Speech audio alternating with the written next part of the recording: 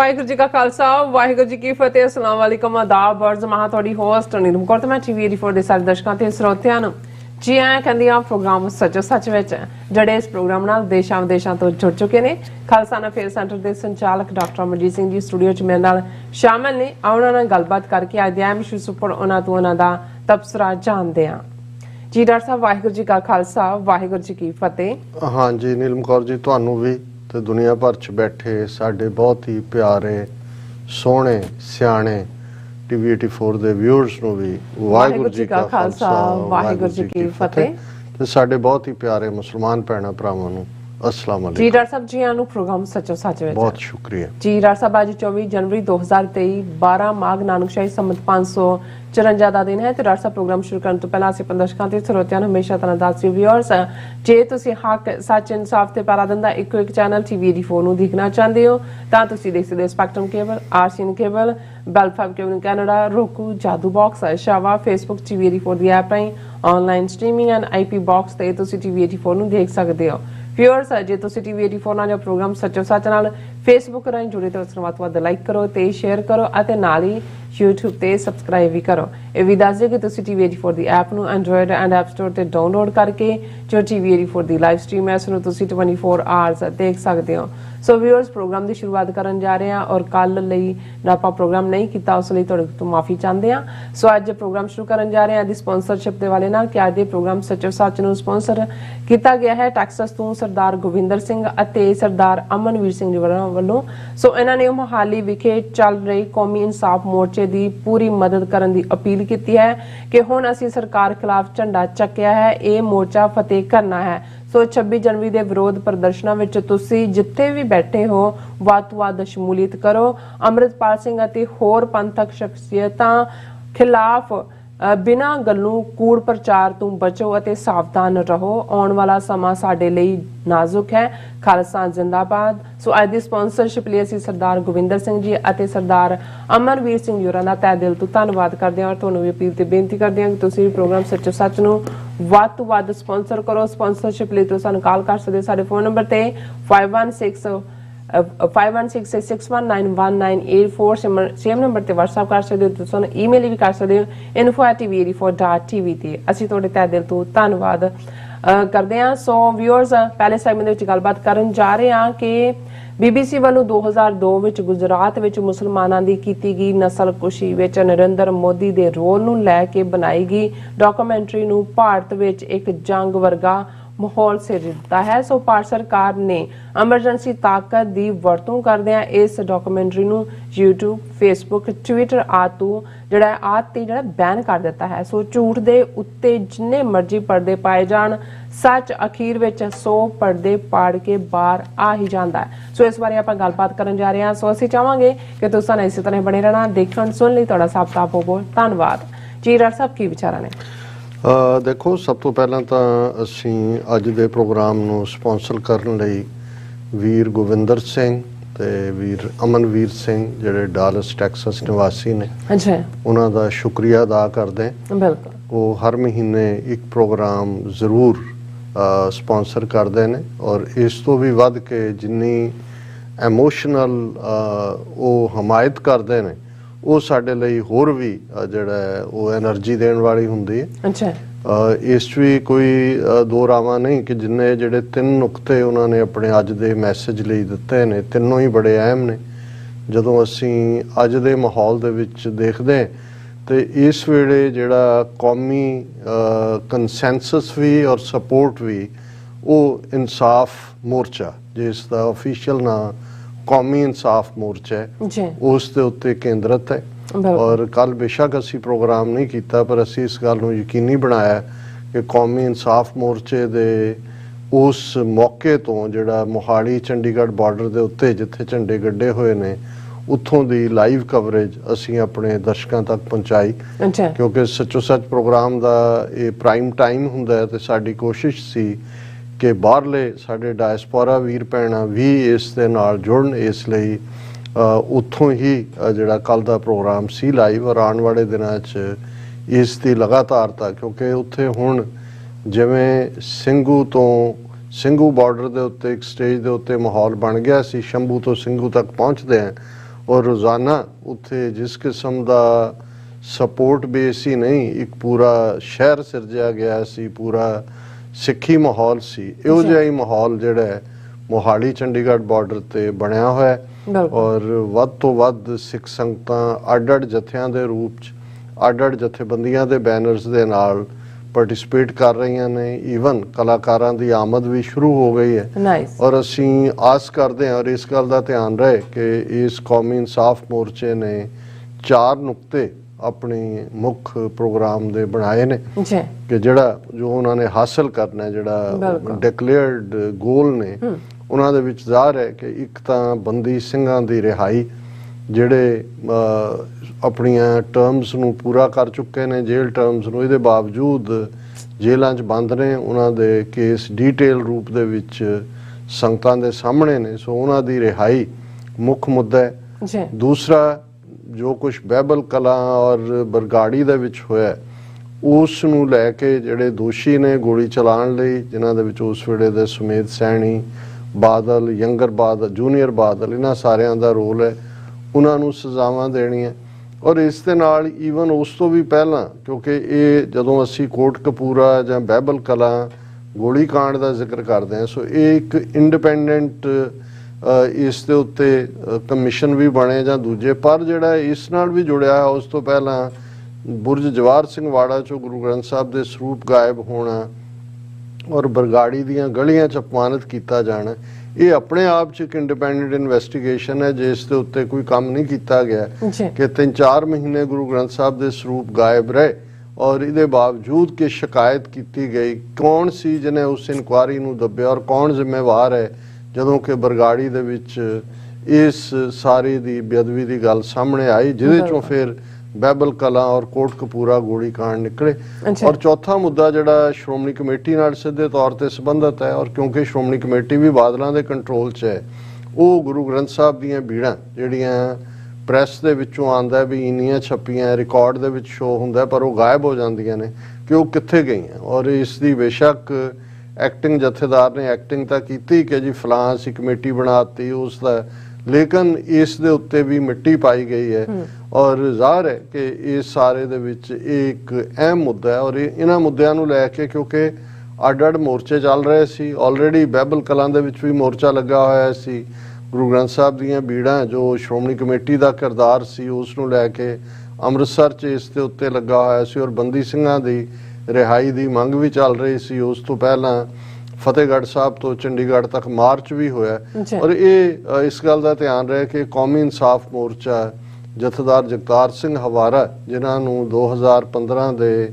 ਸਰਬੱਤ ਖਾਲਸਾ ਨੇ ਅਕਾਲ ਤਖਤ ਸਾਹਿਬ ਦਾ ਜਥੇਦਾਰ ਥਾਪਿਆ, ਉਹਨਾਂ ਦੀ ਰਹਿਨੁਮਾਈ ਦੇ ਥੱਲੇ ਲੜਿਆ ਜਾ ਰਿਹਾ ਹੈ ਔਰ ਇਸ ਵੇਲੇ ਕੌਮੀ ਤੌਰ ਦੇ ਉੱਤੇ ਇਸ ਦੇ ਉੱਤੇ ਇੱਕ ਸੁਰਤਾ ਬਣ ਰਹੀ ਔਰ ਇਹ ਜ਼ਰੂਰੀ ਹੈ ਕਿ ਜਿੱਥੇ ਇਸ ਮੋਰਚੇ ਨਾਲ ਸੰਬੰਧਿਤ ਜਿਹੜੇ ਵੀ ਭਾਵ ਨੇ ਆਪਣੇ ਇਲਾਕਿਆਂ ਦੇ ਵਿੱਚ, ਪਿੰਡਾਂ, ਸ਼ਹਿਰਾਂ, ਕਸਬਿਆਂ 'ਚ ਵੀ ਆਪਣੇ ਪਰਿਵਾਰਾਂ ਨੂੰ ਇਹ ਗੁਜ਼ਾਰਿਸ਼ ਕੀਤੀ ਜਾਏ ਕਿ ਉਹ ਜਾ ਕੇ ਉਹਦੇ ਵਿੱਚ ਪਾਰਟਿਸਿਪੇਟ ਕਰਨ ਔਰ ਉਸ ਦਾ ਡਾਇਸਪੋਰਾ ਸਪੋਰਟ ਨੂੰ ਜਿਹੜਾ ਇੱਕ ਮੰਚ ਤੇ ਲਿਆਉਣ ਦੇ ਲਈ ਜਿਹੜਾ ਪ੍ਰੋਗਰਾਮ ਦੁਨੀਆ ਭਰ ਦੀਆਂ ਸਿੱਖ ਜਥੇਬੰਦੀਆਂ, ਪੰਥਕ ਜਥੇਬੰਦੀਆਂ, ਗੁਰਦੁਆਰਾ ਕਮੇਟੀਆਂ ਨੇ ਉਹ ਲਿਖਿਆ, ਉਹ 26 ਜਨਵਰੀ ਨੂੰ ਦੁਨੀਆ ਭਰ ਜਿੱਥੇ ਜਿੱਥੇ ਭਾਰਤ ਦੀਆਂ ਐਮਬੈਸੀਆਂ, ਉਹਨਾਂ ਦੇ ਕੌਂਸੂਲੇਟ, ਉਹਨਾਂ ਦੇ ਹਾਈ ਕਮਿਸ਼ਨ ਨੇ, ਉਹਨਾਂ ਦੇ ਬਾਹਰ ਪ੍ਰੋਟੈਸਟ ਔਰ ਇਸ ਵਾਰ ਪ੍ਰੋਟੈਸਟ ਦੇ ਵੀ ਮੁੱਦੇ ਇਹੀ ਮੁੱਖ ਤੌਰ ਤੇ 4 ਹੋਣਗੇ, ਇਸ ਦੇ ਉੱਤੇ ਫੋਕਸ ਹੋਏਗਾ ਔਰ ਜ਼ਾਹਰ ਹੈ ਮੰਜ਼ਿਲ ਤਾਂ ਖਾਲਿਸਤਾਨ ਹੈ, ਖਾਲਿਸਤਾਨ ਦੇ ਝੰਡਿਆਂ ਨਾਲ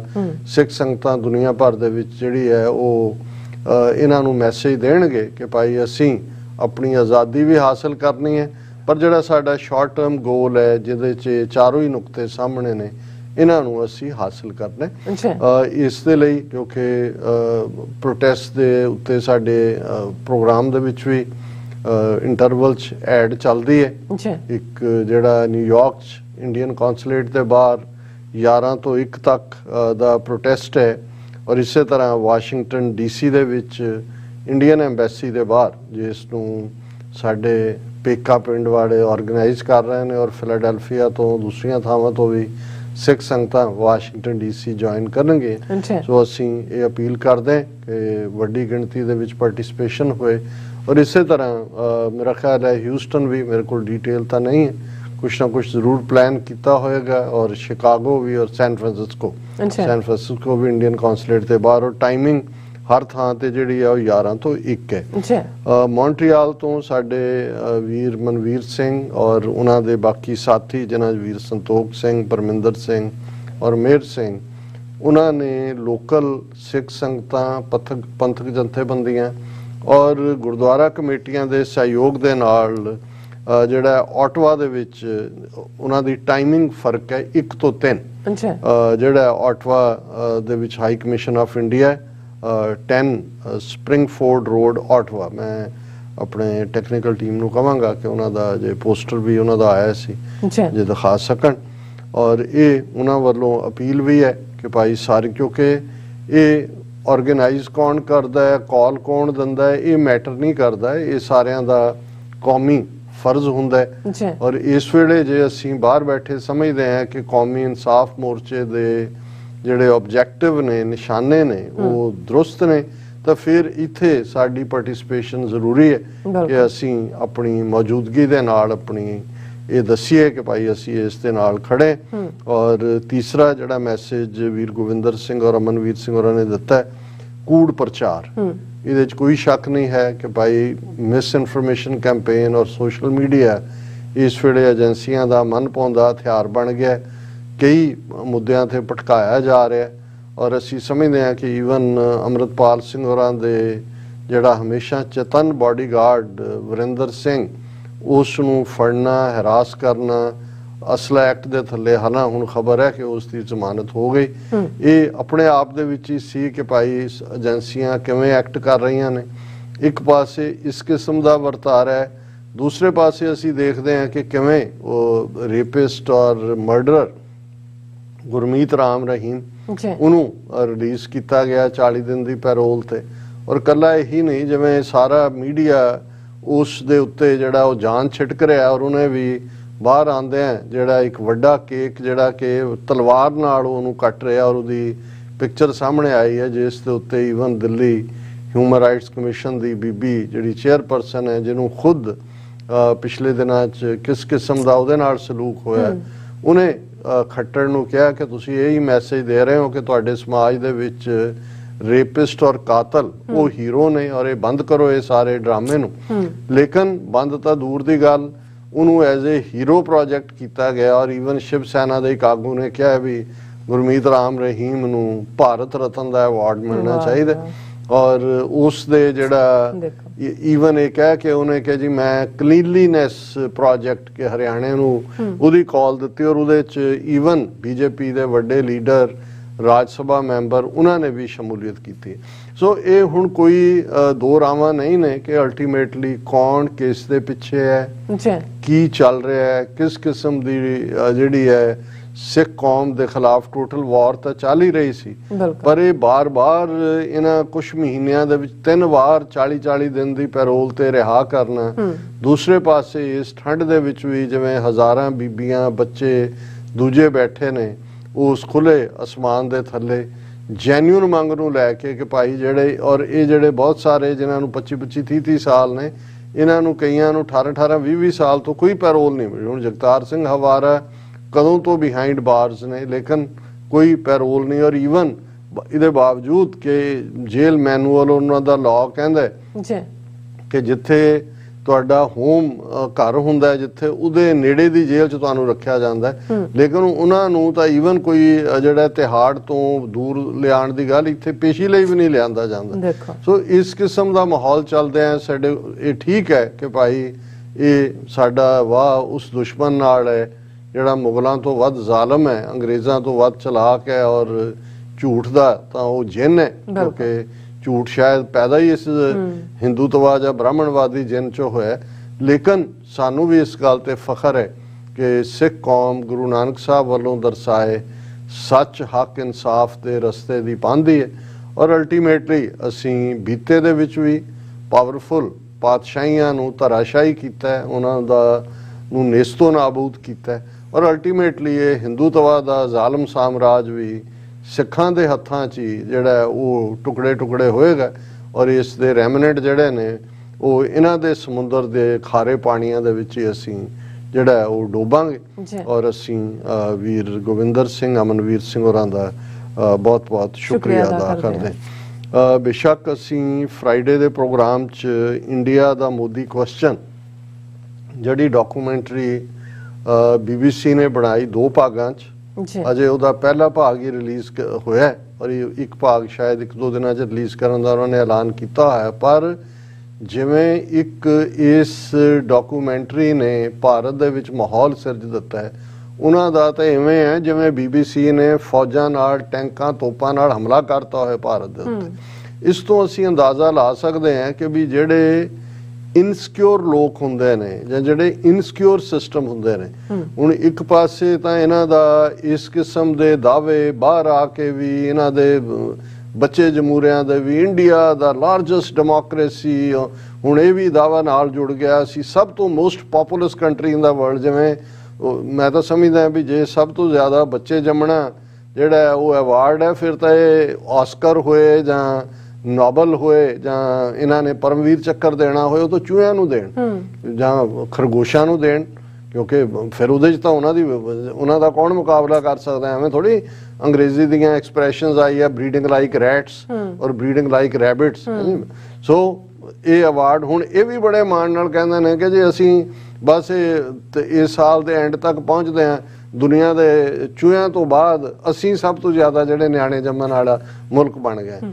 ਲੇਕਿਨ ਇਹਨਾਂ ਦੀ ਕਰਤੂਤ ਦੇਖੋ, ਇਹਨਾਂ ਦਾ ਕਿਰਦਾਰ ਦੇਖੋ, ਇਹਨਾਂ ਵਿਚਲੀ ਜਿਹੜੀ ਹੈ ਓਵਰਆਲ ਦੇਖੋ ਕਿ ਵੀ ਇਹ ਕਿਉਂ ਜਿਹੀ ਡੈਮੋਕ੍ਰੇਸੀ ਹੈ। ਹੁਣ ਇੱਕ ਪਾਸੇ ਅਸੀਂ ਦੇਖਦੇ, ਕਿਉਂਕਿ ਅਸੀਂ ਤਾਂ ਸਿੱਖ ਕੌਮ ਨੇ ਇਹ ਸਾਰੇ ਸਟੈਪ ਦੇਖੇ ਹੋਏ ਨੇ ਕਿ ਔਰ ਐਵੇਂ ਨਹੀਂ ਸਾਡੇ ਕਵੀਸ਼ਰਾਂ ਨੇ ਜਾਂ ਢਾਡੀਆਂ ਨੇ ਕਿ ਵੀ ਤੇਰੀ ਤਸਵੀਰ ਡਰਾਵੇ ਵੈਰੀ ਨੂੰ।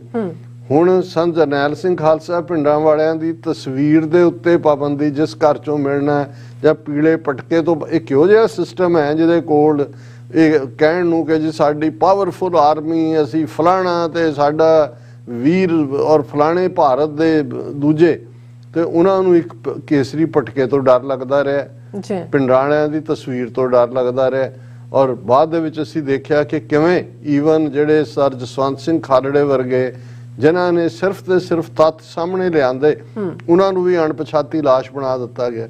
ਲੇਕਿਨ ਇਹਨਾਂ ਦਾ ਜਿੰਨਾ ਜਲੂਸ ਹੁਣ ਨਿਕਲ ਰਿਹਾ ਬਿਲਕੁਲ BBC ਨੇ, ਔਰ ਮੈਂ ਅੱਜ ਹੀ ਕਿਉਂਕਿ ਇਸ ਪੀਰੀਅਡ ਜਿੱਥੇ ਇੱਕ ਪਾਸੇ ਭਾਰਤ ਦੀ ਹਕੂਮਤ ਨੇ ਟਿੱਲ ਲਾਇਆ ਹੋਇਆ ਕਿ ਭਾਈ ਇਸ ਨੂੰ ਅਸੀਂ ਲੋਕਾਂ ਤੱਕ ਨਾ ਪਹੁੰਚਣ ਦਈਏ, ਪਰ ਇਸ ਸਾਰੀ ਪ੍ਰੋਸੈਸ 'ਚ ਜਿੰਨਾ ਪ੍ਰਚਾਰ ਇਹਨਾਂ ਨੇ ਖੁਦ ਹੀ ਕਰ ਦਿੱਤਾ ਹੈ ਇਸ BBC ਦੀ ਡਾਕੂਮੈਂਟਰੀ ਦਾ, ਜੇ ਇਹਨਾਂ ਦੇ ਵਿੱਚ ਥੋੜਾ ਬਹੁਤ ਵੀ ਧੰਮਲ ਹੁੰਦਾ, ਨਾ ਵੀ ਰਿਐਕਟ ਕਰਦੇ, ਨੋ ਕਮੈਂਟ ਕਹਿ ਕੇ ਹੀ ਛੱਡ ਦਿੰਦੇ, ਤੇ ਸ਼ਾਇਦ 5% ਲੋਕਾਂ ਨੂੰ ਵੀ ਪਤਾ ਨਹੀਂ ਸੀ ਲੱਗਣਾ ਡਾਕੂਮੈਂਟਰੀਆਂ ਦਾ ਕਿੰਨੀਆਂ ਬਣਦੀਆਂ ਨੇ, ਕਿੰਨੀਆਂ ਨਸਲਕੁਸ਼ੀਆਂ, ਕੋਈ ਰਵਾਂਡਾ, ਕੋਈ ਉਸ ਤੋਂ ਪਹਿਲਾਂ ਜੋ ਕੰਬੋਡੀਆ 'ਚ ਹੋਇਆ, ਚਿਲੀ 'ਚ ਹੋਇਆ, ਸਾਰੇ ਪਾਸੇ ਕਿਸ ਕਿਸਮ ਦਾ ਇਨਰ ਪੋਪੂਲੇਸ਼ਨਾਂ ਵਾਈਪ ਆਊਟ ਕਰ ਦਿੱਤੀਆਂ। ਅੱਜ ਹੀ ਮੇਰੀ ਗੱਲ ਆਸਟ੍ਰੇਲੀਆ ਵੀਰ ਨਾਲ ਹੋ ਰਹੀ ਸੀ, ਯੁਗਾਂਡਾ, ਈਦੀ ਅਮੀਨ ਦਾ ਜ਼ਮਾਨਾ 1980s ਦੇ ਵਿੱਚ ਕਿਵੇਂ 2-3 ਲੱਖ ਉਹਨੇ ਦੂਸਰੇ ਟਰਾਈਬ ਦੇ ਲੋਕ ਸਾਰੇ ਵਾਈਪ ਆਊਟ ਕਰ ਦਿੱਤੇ, ਔਰ ਹਰ ਪਾਸੇ ਕਿੰਨਾ ਜਿਹੜਾ ਕਸ਼ਮੀਰ ਦੇ ਵਿੱਚ 1.5 ਲੱਖ ਮਾਰ ਦਿੱਤਾ ਹੈ, ਸਾਡੇ ਮਾਰ ਦਿੱਤੇ, ਕਿੰਨਾ ਠੀਕ ਹੈ ਥੋੜਾ ਬਹੁਤ ਹੋਇਆ, ਕਿਸੇ ਨੇ ਮਤਾ ਕਰਤਾ, ਕੋਈ ਐਮਨੈਸਟੀ ਦੀ ਰਿਪੋਰਟ ਆ ਗਈ। ਪਰ ਇਸ ਵੇਲੇ ਭਾਰਤ ਜਿਹੜਾ ਇੱਕ ਪਾਸੇ ਇਹ ਸੌਦਾ ਵੇਚ ਰਿਹਾ ਸੀ ਕਿ G20 ਦੀ ਦੇਖੋ ਸਾਨੂੰ ਪ੍ਰਧਾਨਗੀ ਮਿਲੀ, ਔਰ ਇਹਦਾ ਮਤਲਬ ਇਹ ਹੈ ਵੀ ਦੁਨੀਆ ਜਿਹੜੀ ਹੈ ਉਹ ਸਾਡੇ ਸਟੇਟਸ ਨੂੰ ਪ੍ਰਵਾਨ ਕਰਦੀ ਹੈ ਵੀ ਅਸੀਂ ਕਿੰਨੀ ਵੱਡੀ ਪਾਵਰ ਬਣ ਗਏ। ਤੇ ਜੇ G20 ਦੇ ਉਸ ਫੰਕਸ਼ਨ ਨੂੰ ਲੈ ਕੇ ਜਾਂ ਉਹਨਾਂ ਦੇ ਸਮਿਟ ਨੂੰ ਲੈ ਕੇ ਆਪਣਾ ਦਾਅਵਾ ਕਰਨ ਵਾਲਾ ਭਾਰਤ ਅਜੇ ਇੱਕ ਪਾਰਟ ਆਇਆ ਡਾਕੂਮੈਂਟਰੀ ਦਾ, ਔਰ ਉਹਨੂੰ ਲੈ ਕੇ ਜਿਸ ਕਿਸਮ ਦਾ ਰਿਐਕਸ਼ਨ ਗਵਰਨਮੈਂਟ ਲੈਵਲ ਤੇ, ਔਰ ਜਿਹੜਾ ਪਹਿਲਾ ਰਿਐਕਸ਼ਨ ਹੀ ਉਹਨਾਂ ਦੇ ਐਕਸਟਰਨਲ ਅਫੇਅਰਸ ਮਿਨਿਸਟਰੀ ਦੇ ਸਪੋਕਸਪਰਸਨ ਮਿਸਟਰ ਬਾਗਚੀ ਨੇ ਦਿੱਤਾ ਸੀ, ਉਹਨੇ ਕਿਹਾ ਇਟਸ ਪ੍ਰੋਪੇਗੈਂਡਾ, ਕੋਲੋਨੀਅਲ ਮਾਈਂਡਸੈਟ। ਔਰ ਹੁਣ ਇਸ ਦੇ ਉੱਤੇ ਜਿਹੜਾ ਮੈਂ ਸਮਝਦਾ ਵੀ ਬੇਸ਼ੱਕ ਬ੍ਰਿਟਿਸ਼ਰਸ ਉਹ ਆਪਣੇ ਕਿਸਮ ਦੀ ਇੱਕ ਨਸਲ ਹੈ ਜਿਨ੍ਹਾਂ ਨੇ ਧੋਖਾ ਵੀ ਕਰਨਾ ਹੈ, ਝੂਠ ਵੀ ਬੋਲਣਾ ਹੈ, ਦੂਜੇ ਪਾਸੇ ਵੀ ਦੇਖਣਾ ਹੈ, ਪਰ ਘੱਟੋ ਘੱਟ ਉਹਨਾਂ ਨੂੰ ਇਹ ਹੁੰਦਾ ਹੈ ਕਿ ਵੀ ਜੋ ਉਹਨਾਂ ਨੇ ਕਿਹਾ ਉਹ ਉਸ ਦੇ ਉੱਤੇ ਫਿਰ ਕਈ ਵਾਰ ਉਹਨਾਂ ਨੂੰ ਲੱਗਦਾ ਵੀ ਆਪਣੀ ਕ੍ਰੈਡੀਬਿਲਿਟੀ ਲਈ ਸਾਨੂੰ ਖਲੋਣਾ ਵੀ ਚਾਹੀਦਾ। ਔਰ ਇਸ ਦੇ ਉੱਤੇ ਜਿਵੇਂ ਉਸ ਵੇਲੇ ਜਦੋਂ ਕਿ 2002 ਚ ਗੁਜਰਾਤ ਚ ਮੋਦੀ ਦੇ ਚੀਫ ਮਿਨਿਸਟਰ ਹੁੰਦਿਆਂ ਹਜ਼ਾਰਾਂ ਮੁਸਲਮਾਨਾਂ ਦੀ ਨਸਲਕੁਸ਼ੀ, ਔਰ 2000 ਤੋਂ ਜ਼ਿਆਦਾ ਦੀ ਫਿਗਰ ਤਾਂ ਹੁਣ ਇਹ ਕਹਿ ਰਹੇ ਨੇ। ਔਰ ਉਸ ਵੇਲੇ ਜਿਹੜਾ ਫੋਰਨ ਸੈਕਟਰੀ ਸੀ ਜੈਕ ਸਟ੍ਰॉ ਜੀ, ਉਸ ਨੇ ਔਰ ਉਹਦੇ ਵਿੱਚ ਇਸ ਗੱਲ ਦਾ ਧਿਆਨ ਰਹੇ ਕਿ ਜਿਹੜੇ ਮਾਰੇ ਗਏ ਮੁਸਲਮਾਨ ਉਹਨਾਂ 'ਚ ਬ੍ਰਿਟਿਸ਼ ਓਰੀਜਨ ਦੇ ਜਿਹੜੇ ਗੁਜਰਾਤੀ ਮੁਸਲਮਾਨ ਨੇ ਉਹ ਵੀ ਸੀ ਉਹਨਾਂ ਦੇ ਵਿੱਚ। ਔਰ ਆਪਣੇ ਹਾਈ ਕਮਿਸ਼ਨ ਨੂੰ ਉਹਨੇ ਜੈਕ ਸਟ੍ਰॉ ਨੇ ਕਿਹਾ ਕਿ ਭਾਈ ਇਸ ਦੀ ਪੜਤਾਲ ਕਰਾਓ। ਔਰ ਹਾਈ ਪਾਵਰਡ ਉਹਨਾਂ ਨੇ ਜੋ ਇਨਵੈਸਟੀਗੇਸ਼ਨ ਕਰਾਈ, ਜੋ ਉਹਨਾਂ ਦੀ ਰਿਪੋਰਟ ਆਈ, ਉਸ ਤੇ ਬੇਸਡ ਹੀ ਇਹ ਡਾਕੂਮੈਂਟਰੀ ਹੈ। ਔਰ ਇਹਦੇ ਬਾਵਜੂਦ ਉਹਨਾਂ ਨੇ ਮੋਦੀ ਨੂੰ ਵੀ, ਸਰਕਾਰੀ ਆਫੀਸ਼ੀਅਲਸ ਨੂੰ ਵੀ, ਔਰ ਸਾਰਿਆਂ ਨੂੰ ਇਹ ਮੌਕਾ ਦਿੱਤਾ। ਔਰ ਇਹ ਗੱਲ ਮੈਂ ਨਹੀਂ ਕਹਿੰਦਾ, ਇਹ ਈਵਨ ਜਦੋਂ ਜੈਕ ਸਟ੍ਰॉ ਕਰਨ ਥਾਪਰ ਦੇ ਸ਼ੋਅ ਤੇ ਆਇਆ ਉਹਨੇ ਉਹੀ ਰਿਪੀਟ ਕੀਤਾ। ਉਹਨੇ ਕਿਹਾ ਕਿ ਜੀ ਜੋ ਹੈ ਉਹਨੇ ਕੋਈ ਵੀ ਜਿਹੜਾ ਆਪਣੇ ਆਪ ਨੂੰ ਉਹਨੇ ਕੋਈ ਸਟੈਪ ਬੈਕ ਨਹੀਂ ਕੀਤਾ। ਇਹ ਇੱਕ ਬਹੁਤ ਵੱਡੀ ਗੱਲ ਸੀ। ਫਿਰ ਅੱਜ ਹੀ ਮੈਂ ਦੇਖ ਰਿਹਾ ਸੀ ਕਿ ਕਰਨ ਥਾਪਰ ਦੇ ਸ਼ੋਅ ਦੇ ਉੱਤੇ ਹੀ ਦਾ ਹਿੰਦੂ ਜਿਹੜੀ ਮੈਡਰਾਸ ਤੋਂ ਛਪਦੀ ਅਖਬਾਰ, ਔਰ ਮੈਂ ਕਹਿੰਦਾ ਵੀ ਕਈ ਵਾਰ ਇਹ ਜਿਹੜੇ ਸਾਊਥ ਵਾਲੇ ਨੇ ਜਿੰਨਾ ਮਰਜ਼ੀ ਇਹ ਨਾਰਥ 'ਚ ਡਰ ਜਾਂ ਦੂਜਾ ਦੇ ਕੇ ਇੱਥੇ ਤਾਂ ਜੋ ਬੁਲਾਓ ਉਹ ਬੋਲਣ ਲੱਗ ਜਾਂਦੇ ਨੇ। ਉਹਨੇ ਆਪਣੇ ਇੰਟਰਵਿਊ 'ਚ ਕਿਹਾ, ਉਹਨੇ ਕਿਹਾ ਵੀ ਇੰਡੀਆ ਆਪਣਾ ਜਲੂਸ ਕਢਾ ਰਿਹਾ, ਇਟ ਇਜ਼ ਰਿਡੀਕੂਲਸ। ਉਹਨੇ ਕਿਹਾ ਵੀ ਇਹ ਡਾਕੂਮੈਂਟਰੀ ਜਿੰਨੀ ਫੇਅਰ ਹੈ, ਜਿਹੜਾ ਇਨਵੈਸਟੀਗੇਟਿਵ ਜਰਨਲਿਜ਼ਮ ਦੇ ਵਿੱਚ ਜਿਹਨੂੰ ਆਬਜੈਕਟਿਵਿਟੀ ਕਹਿੰਦੇ ਨੇ, ਉਸ ਲਿਹਾਜ਼ ਨਾਲ ਜਿਸ ਲੈਵਲ ਦਾ ਉਹਨੇ ਹੈ, ਉਹਨੇ ਕਿਹਾ ਮੈਂ 2-3 ਵਾਰੀ ਦੇਖੀ ਹੈ, ਇਹਦੇ 'ਚ ਕੁਝ ਵੀ ਆਬਜੈਕਸ਼ਨੇਬਲ ਨਹੀਂ ਹੈ। ਇੱਕ ਫਾਈਨ ਵਰਕ ਹੈ ਜਰਨਲਿਜ਼ਮ ਦਾ, ਇਨਵੈਸਟੀਗੇਟਿਵ ਜਰਨਲਿਜ਼ਮ ਦਾ। ਔਰ ਇਹ ਜਿਹੜੀ ਹੈ ਬਿਲਕੁਲ ਇਸ ਦੇ ਉੱਤੇ ਪਾਬੰਦੀ ਲਾ ਕੇ ਇਹਨਾਂ ਨੇ ਆਪਣਾ ਜਲੂਸ ਕਿਉਂਕਿ ਇੰਡੀਆ ਨੇ ਇੰਟਰਨੈਟ ਪਲੇਟਫਾਰਮ ਤੋਂ ਵੀ, YouTube ਪਲੇਟਫਾਰਮ ਤੋਂ ਵੀ, ਔਰ ਇਸ ਹੱਦ ਤੱਕ ਜੰਗ ਛੇੜ ਦਿੱਤੀ ਹੈ ਕਿ ਇਹਨੂੰ ਕਿਸੇ ਲੈਵਲ ਤੇ ਵੀ ਦਿਖਾਣ ਨਹੀਂ ਦੇਣਾ ਕਿ ਜੇ JNU ਯੂਨੀਵਰਸਿਟੀ ਦੇ ਸਟੂਡੈਂਟਸ ਨੇ, ਉੱਥੇ ਪ੍ਰੋਗਰੈਸਿਵ ਮਾਈਂਡਡ ਸਟੂਡੈਂਟਸ ਨੇ, ਉਹਨਾਂ ਨੇ ਪ੍ਰਬੰਧ ਕੀਤਾ ਕਿ ਠੀਕ ਹੈ ਆਫਟਰ ਈਵਨਿੰਗ 9 ਵਜੇ ਅਸੀਂ ਜਿਹੜਾ ਉਹ ਫਲਾਣੀ ਥਾਂ ਤੇ ਇਕੱਠੇ ਹੋ ਕੇ ਇਸ ਨੂੰ ਦੇਖਾਂਗੇ ਰਲ ਕੇ। ਉਹਨਾਂ ਨੇ ਕੈਂਪਸ ਦੀ ਬਿਜਲੀ ਕੱਟ ਦਿੱਤੀ, ਇੰਟਰਨੈਟ ਸਲੋ ਕਰ ਦਿੱਤਾ। ਫਿਰ ਜਿਹੜੇ ਇਹਨਾਂ ਦੀ ਅਖਿਲ ਭਾਰਤੀ ਵਿਦਿਆਰਥੀ ਪਰਿਸ਼ਦ ਹਿੰਦੂਤਵਾ ਦੀ ਆਊਟਫਿਟ ਹੈ ਸਟੂਡੈਂਟਸ ਦੇ ਵਿੱਚ, ਜਿਹੜੇ ਸਟੂਡੈਂਟਸ ਦੇਖ ਰਹੇ ਸੀ ਜਦੋਂ ਨਿਕਲੇ ਉਹਨਾਂ ਦੇ ਉੱਤੇ ਪਥਰਾਵ ਕੀਤਾ।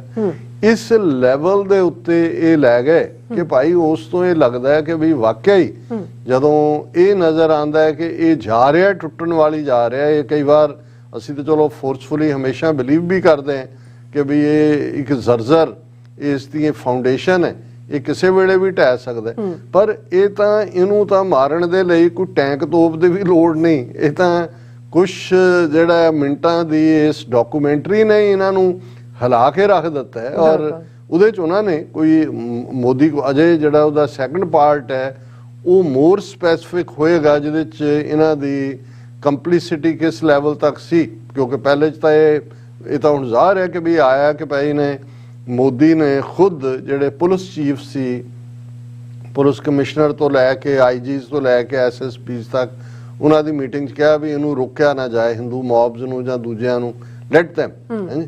ਸੋ ਜ਼ਾਹਰ ਹੈ ਕਿ ਵੀ ਇਹ ਕੰਪਲਿਸਿਟ ਵੀ ਸੀ। ਔਰ ਇਹ ਹਾਲਾਂ ਇਹਦੇ 'ਚ ਮੈਨੂੰ ਨਹੀਂ ਲੱਗਦਾ ਕਿ ਗੋਦਰਾ ਕਾਂਡ ਦਾ ਜ਼ਿਕਰ ਹੈ ਕਿ ਵੀ ਈਵਨ ਜਿਹੜੀ ਰੇਲਵੇ ਨੇ ਉਸ ਵੇਲੇ ਲਾਲੂ ਪ੍ਰਸਾਦ ਯਾਦਵ ਜਦੋਂ ਬਾਅਦ ਦੇ ਵਿੱਚ ਰੇਲਵੇ ਮਿਨਿਸਟਰ ਬਣਿਆ ਮਨਮੋਹਨ ਸਿੰਘ ਦੀ ਸਰਕਾਰ ਵੇਲੇ 2004 ਦੇ ਵਿੱਚ, ਉਹਨਾਂ ਨੇ ਆਪਣਾ, ਕਿਉਂਕਿ ਇਹਦਾ ਆਧਾਰ ਤਾਂ ਮੁਸਲਮਾਨਾਂ ਦੀ ਨਸਲਕੁਸ਼ੀ ਦਾ ਇਹੀ ਬਣਾਇਆ ਗਿਆ ਸੀ ਕਿ ਜੀ ਇਹ ਕਾਰ ਸੇਵਕ ਜਿਹੜੇ ਨੇ, ਜਿਹੜੇ ਅਯੁੱਧਿਆ ਤੋਂ ਮੁੜ ਰਹੇ ਸੀ, ਉਹਨਾਂ ਨੂੰ ਗੋਦਰਾ ਸਟੇਸ਼ਨ ਤੇ ਰੋਕ ਕੇ ਮੁਸਲਮਾਨਾਂ ਨੇ ਜਿਹੜਾ ਉਸ ਡੱਬੇ ਨੂੰ ਅੱਗ ਲਾ ਦਿੱਤੀ ਜਿਹਦੇ 'ਚ ਉਹ ਸੀ।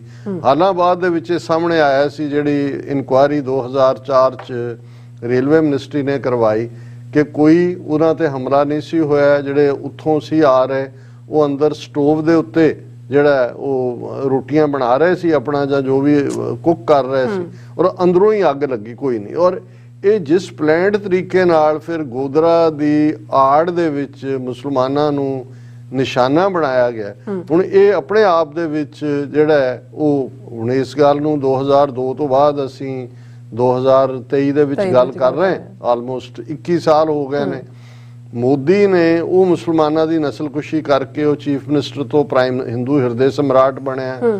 ਔਰ ਇਸ ਦੇ ਬਾਵਜੂਦ ਕਿ ਉਸ ਵੇਲੇ ਦਾ even prime minister Atal Bihari Vajpayee, ਦੇਖੋ ਹਮੇਸ਼ਾ ਇਹ ਕਿਹਾ ਜਾਂਦਾ ਹੈ ਕਿ credit should be given where it is due. ਜੀ ਵਾਜਪਾਈ ਦੀ ਇਹ ਬਿਲਕੁਲ ਚਾਹਨਾ ਸੀ। ਵਾਜਪਾਈ ਨੇ ਇੱਕ ਪ੍ਰੈਸ ਕਾਨਫਰੰਸ ਜਿਹਦੇ ਵਿੱਚ ਮੋਦੀ ਉਹਦੇ ਨਾਲ ਬੈਠਾ ਸੀ, ਉਸਨੇ ਚੇਸਟ ਹਿੰਦੀ ਦੇ ਵਿੱਚ ਕਿਹਾ ਸੀ कि हमारा एक राज धर्म भी है और राज धर्म निभाना चाहिए। अगर राज धर्म हम नहीं निभाते तो हम जो है वो जवाबदेह हैं। सो ये डायरेक्ट इंडिकेशन सी कि भाई रिजाइन कर, और ये वाजपेयी ने क्लीयर भी कर दिता सी। लेकिन किवें जदों असीं ये कहंदे हैं जी मोदी अमित शाह जां योगी ये तां थ्रो कीते हुए ने, ਇਹ ਕੱਲ ਨੂੰ ਪਾਸੇ ਕਰਕੇ ਇਹਨਾਂ ਦੀ ਥਾਂ ਕੋ ਹੋਰ ਲੈ ਆਣਗੇ ਵੀ ਇਹ ਆਰਐਸਐਸ ਦੀ ਲਾਈਨ ਹੈ। ਪਰ ਇਸ ਤੋਂ ਜਦੋਂ ਵਾਜਪਾਈ ਨੇ ਅਸਤੀਫਾ ਮੰਗਿਆ ਉਸ ਤੋਂ ਫੌਰਨ ਬਾਅਦ ਇਹਨਾਂ ਦੀ ਬੀਜੇਪੀ ਦੀ ਜਿਹੜੀ ਐਗਜ਼ੈਕਟਿਵ ਦੀ ਗੋਆ ਦੇ ਵਿੱਚ ਮੀਟਿੰਗ ਸੀ, ਉਹਨਾਂ ਦਾ ਕੋਈ ਕਨਵੈਨਸ਼ਨ ਵੀ ਸੀ, ਔਰ ਦੂਜਾ ਉਹਦੇ 'ਚ ਵਾਜਪਾਈ ਨੂੰ ਆਰਐਸਐਸ ਹੈੱਡਕੁਆਟਰ ਨਾਗਪੁਰ ਨੇ ਬਿਲਕੁਲ ਕਲੀਅਰ ਕਰਤਾ ਕਿ ਫਰਗੇਟ ਅਬਾਊਟ ਇਟ, ਮੋਦੀ ਨੇ ਜੋ ਕੀਤਾ ਉਹ ਸਾਡੀ ਲਾਈਨ ਮੁਤਾਬਕ ਕੀਤਾ ਔਰ ਇਹ ਅਸਤੀਫਾ ਨਹੀਂ ਦੇਗਾ। ਔਰ ਫਿਰ ਆਰਐਸਐਸ ਨੇ ਈਵਨ ਅਡਵਾਨੀ ਨੂੰ, ਕਿਉਂਕਿ ਉਸ ਪੀਰੀਅਡ ਦੇ ਵਿੱਚ ਹੀ ਵਾਜਪਾਈ ਸਾਲਾਂ ਦੇ ਵਿੱਚ ਅਡਵਾਨੀ ਪਾਕਿਸਤਾਨ ਦੀ ਟੂਰ ਤੇ ਜਾਂਦਾ ਹੈ ਔਰ ਕਰਾਚੀ ਦੇ ਵਿੱਚ ਜਿਹੜਾ ਉਹ ਕਾਇਦੇ ਆਜ਼ਮ ਦੇ ਮਜ਼ਾਰ ਦੇ ਉੱਤੇ ਜਾ ਕੇ ਉਹਨੇ ਜਿਹੜਾ ਲਿਖਿਆ ਔਰ ਉਹਦਾ ਇੰਟਰਵਿਊ ਵੀ ਆਇਆ, ਉਹਨੇ ਕਿਹਾ ਕਿ ਵੀ ਕਾਇਦੇ ਆਜ਼ਮ ਲਫ਼ਜ਼ ਵੀ ਉਹਨੇ ਇਸਤੇਮਾਲ ਕੀਤਾ ਜਿਹਨਾਂ ਕਿ ਉਹ ਇੱਕ ਸੈਕੂਲਰ ਆਦਮੀ ਸੀ, ਕਿ ਉਹ ਫਿਰਕੂ ਨਹੀਂ ਸੀ, ਉਹਦੇ ਵਾਪਸ ਆਉਣ ਦੀ ਦੇਰ ਸੀ। ਉਹ ਅਡਵਾਨੀ ਜਿਹੜਾ ਜਿਹਨੇ ਇੱਕ ਇੱਕ ਇੱਟ ਕਰਕੇ ਜਿਹੜਾ ਆਰਐਸਐਸ ਦੀ ਆਈਡੀਓਲੋਜੀ ਨੂੰ ਹੋਮ ਮਿਨਿਸਟਰ ਹੁੰਦਿਆਂ ਵੀ ਕਿਵੇਂ ਉਸ ਨੇ ਉਹ ਹਿਮੰਤ ਕਾਰਕਰੇ ਔਰ ਉਹ ਸਾਰਿਆਂ ਦਾ ਮਰਡਰ ਕਰਾਇਆ, ਜਿਨ੍ਹਾਂ ਨੇ ਅਭਿਨਵ ਭਾਰਤੀ, ਪ੍ਰਗਿਆ ਭਾਰਤੀ, ਆਰਐਸ ਕਰਨਲ ਪ੍ਰੋਤ, ਇਹਨਾਂ ਸਾਰਿਆਂ ਨੂੰ ਐਕਸਪੋਜ਼ ਕੀਤਾ। ਇੱਕ ਸਟੇਟਮੈਂਟ ਉਹਦੀ ਕਾਫੀ ਸੀ। ਉਹਨਾਂ ਨੇ ਫੈਸਲਾ ਕੀਤਾ ਕਿ ਭਾਈ ਇਹ ਤਾਂ ਜਿਨ੍ਹਾਂ ਦਾ ਐਡਮਾਇਰਰ ਹੈ ਉਹਨੂੰ ਜਿਹੜਾ ਉਹ ਉਹਨਾਂ ਨੇ ਡਾਊਨਗ੍ਰੇਡ ਕਰਕੇ ਉਹਨਾਂ ਨੇ ਉਹ ਨਰਿੰਦਰ ਮੋਦੀ ਜਿਹੜਾ ਕਦੇ ਸਿਰ ਤੇ ਇਸਲਾਮੀ ਟੋਪੀ ਨਹੀਂ ਲੈਂਦਾ ਕਿ ਬਈ ਇਹਨੂੰ ਦਿਓ ਵੀ ਫੰਕਸ਼ਨਾਂ 'ਚ ਉਵੇਂ ਹੀ ਆ ਜਾਂਦਾ, ਉਸ ਨੂੰ ਉਹਨਾਂ ਨੇ ਜਿਹੜਾ ਫਿਰ ਪ੍ਰਮੋਟ ਕੀਤਾ ਔਰ ਮੋਦੀ ਨੂੰ ਫਿਰ ਆਰਐਸਐਸ ਨੇ ਭਾਰਤ ਭਰ ਦੇ ਵਿੱਚ ਹਿੰਦੂ ਹਿਰਦੇ ਸਮਰਾਟ ਦੇ ਤੌਰ ਤੇ ਜਿਹੜਾ ਉਹ ਪ੍ਰਚਾਰਿਆ। ਔਰ ਇਹੀ ਹਾਲ ਜੋ ਫਿਰ ਅਡਵਾਨੀ ਦਾ ਹੋਇਆ, ਇਹੀ ਹਾਲ ਜਿਹੜਾ ਫੋਰਨ ਮਿਨਿਸਟਰ ਸੀ ਵਾਜਪਾਈ ਦੀ ਗਵਰਨਮੈਂਟ ਵੇਲੇ ਜਸਵੰਤ ਸਿੰਘ, ਜਿਹੜਾ ਫੌਜੀ ਵੀ ਸੀ ਔਰ ਰਾਜਪੂਤ ਕਲੈਨ ਦੇ ਨਾਲ ਉਹਦਾ ਸੰਬੰਧ ਸੀ ਬਟ ਰਿਲੇਟਿਵਲੀ ਬੈਲੈਂਸਡ, ਉਹਨੇ ਜਦੋਂ ਹਿਸਟਰੀ ਵੀ ਉਹਦਾ ਪੈਸ਼ਨ ਸੀ, ਜਦੋਂ ਉਹਨੇ ਰਿਸਰਚ ਕਰਕੇ ਆਪਣੇ ਕਿਤਾਬ ਲਿਖੀ ਔਰ ਉਹਨੇ ਸਾਬਤ ਕੀਤਾ ਵੀ ਕਾਇਦੇ ਆਜ਼ਮ ਇੱਕ ਸੈਕੂਲਰ ਆਊਟਲੁੱਕ ਰੱਖਦਾ ਸੀ ਔਰ ਕਿਵੇਂ ਉਹਨੂੰ ਪੁਸ਼ ਕੀਤਾ ਗਿਆ ਇਸ ਕਮਿਊਨਲ ਕਾਰਡ ਵੱਲ, ਤੇ ਉਸ ਦਾ ਵੀ ਜੋ ਫਿਰ ਹਾਲ ਕੀਤਾ ਉਹ ਵੀ ਡਿਸਗ੍ਰੇਸ ਵੀ ਕੀਤਾ ਪਾਰਟੀ 'ਚੋਂ ਵੀ ਔਰ ਫਾਈਨਲੀ ਉਸ ਨੂੰ ਵੀ ਅਬੈਂਡਨ ਕੀਤਾ।